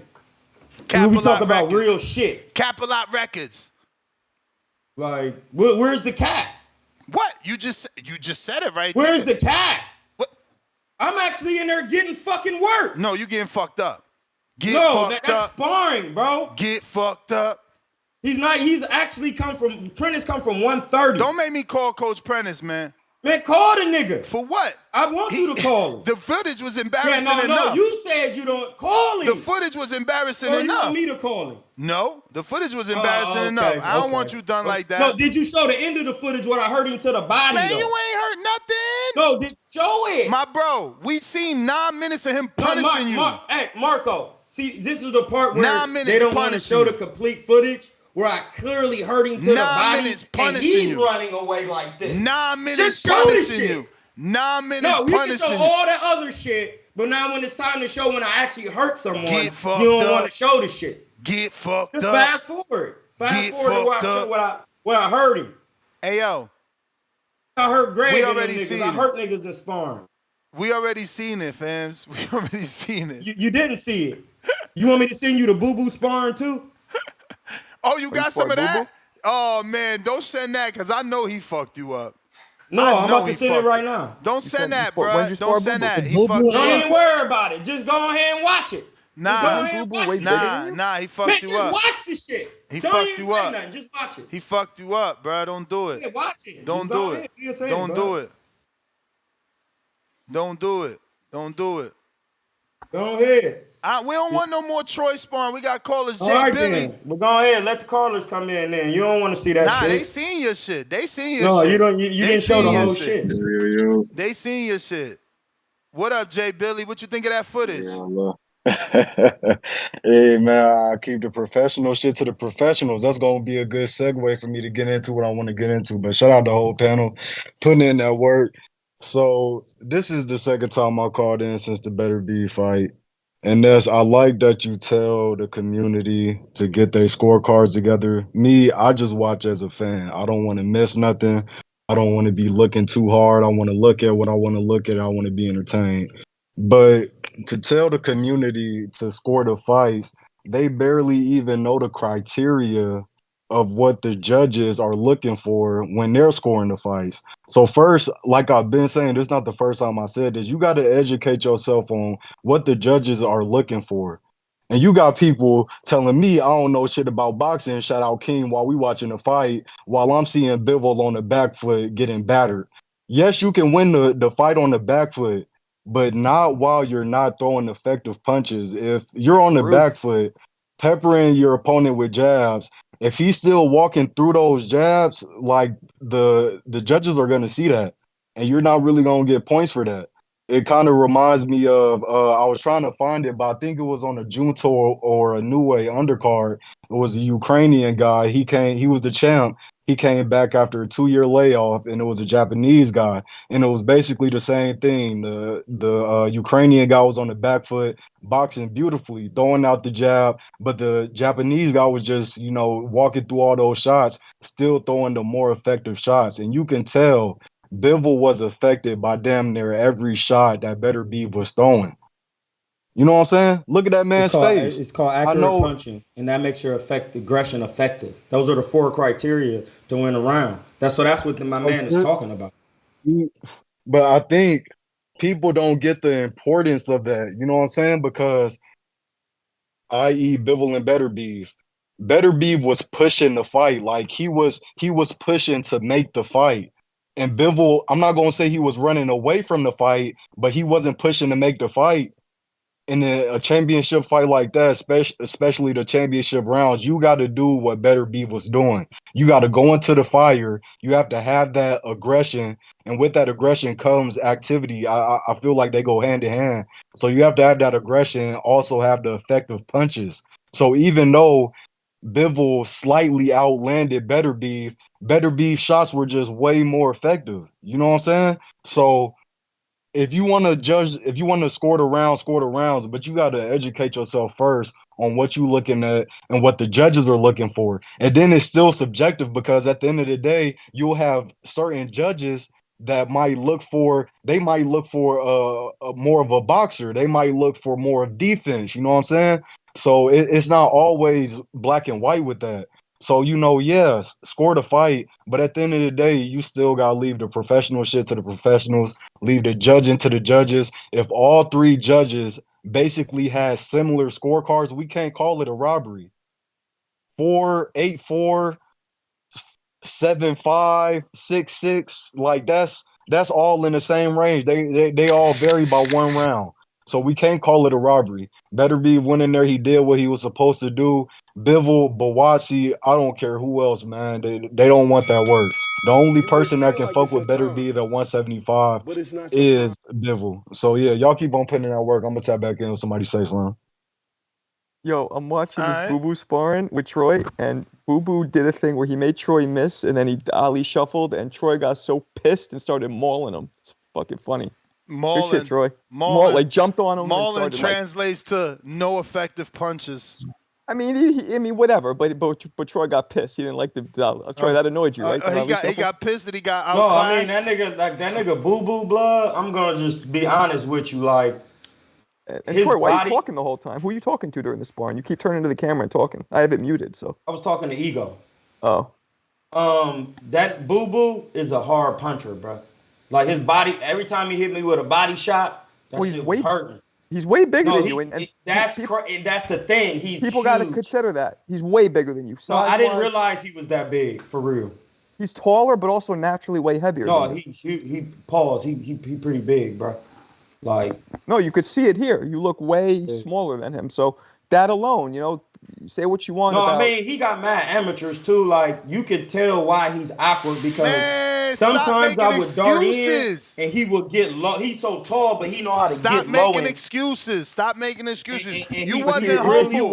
You wasn't humble before we seen your sparring, footage. You wasn't humble before we seen your footage. You was talking like you was the god of this shit. Now you want to talk and make excuses and tell us how boo-boo but it's a part in the sparring. Where, first of all, another thing too, I got on 26-ounce gloves. And I sparred 20s. To the floor too.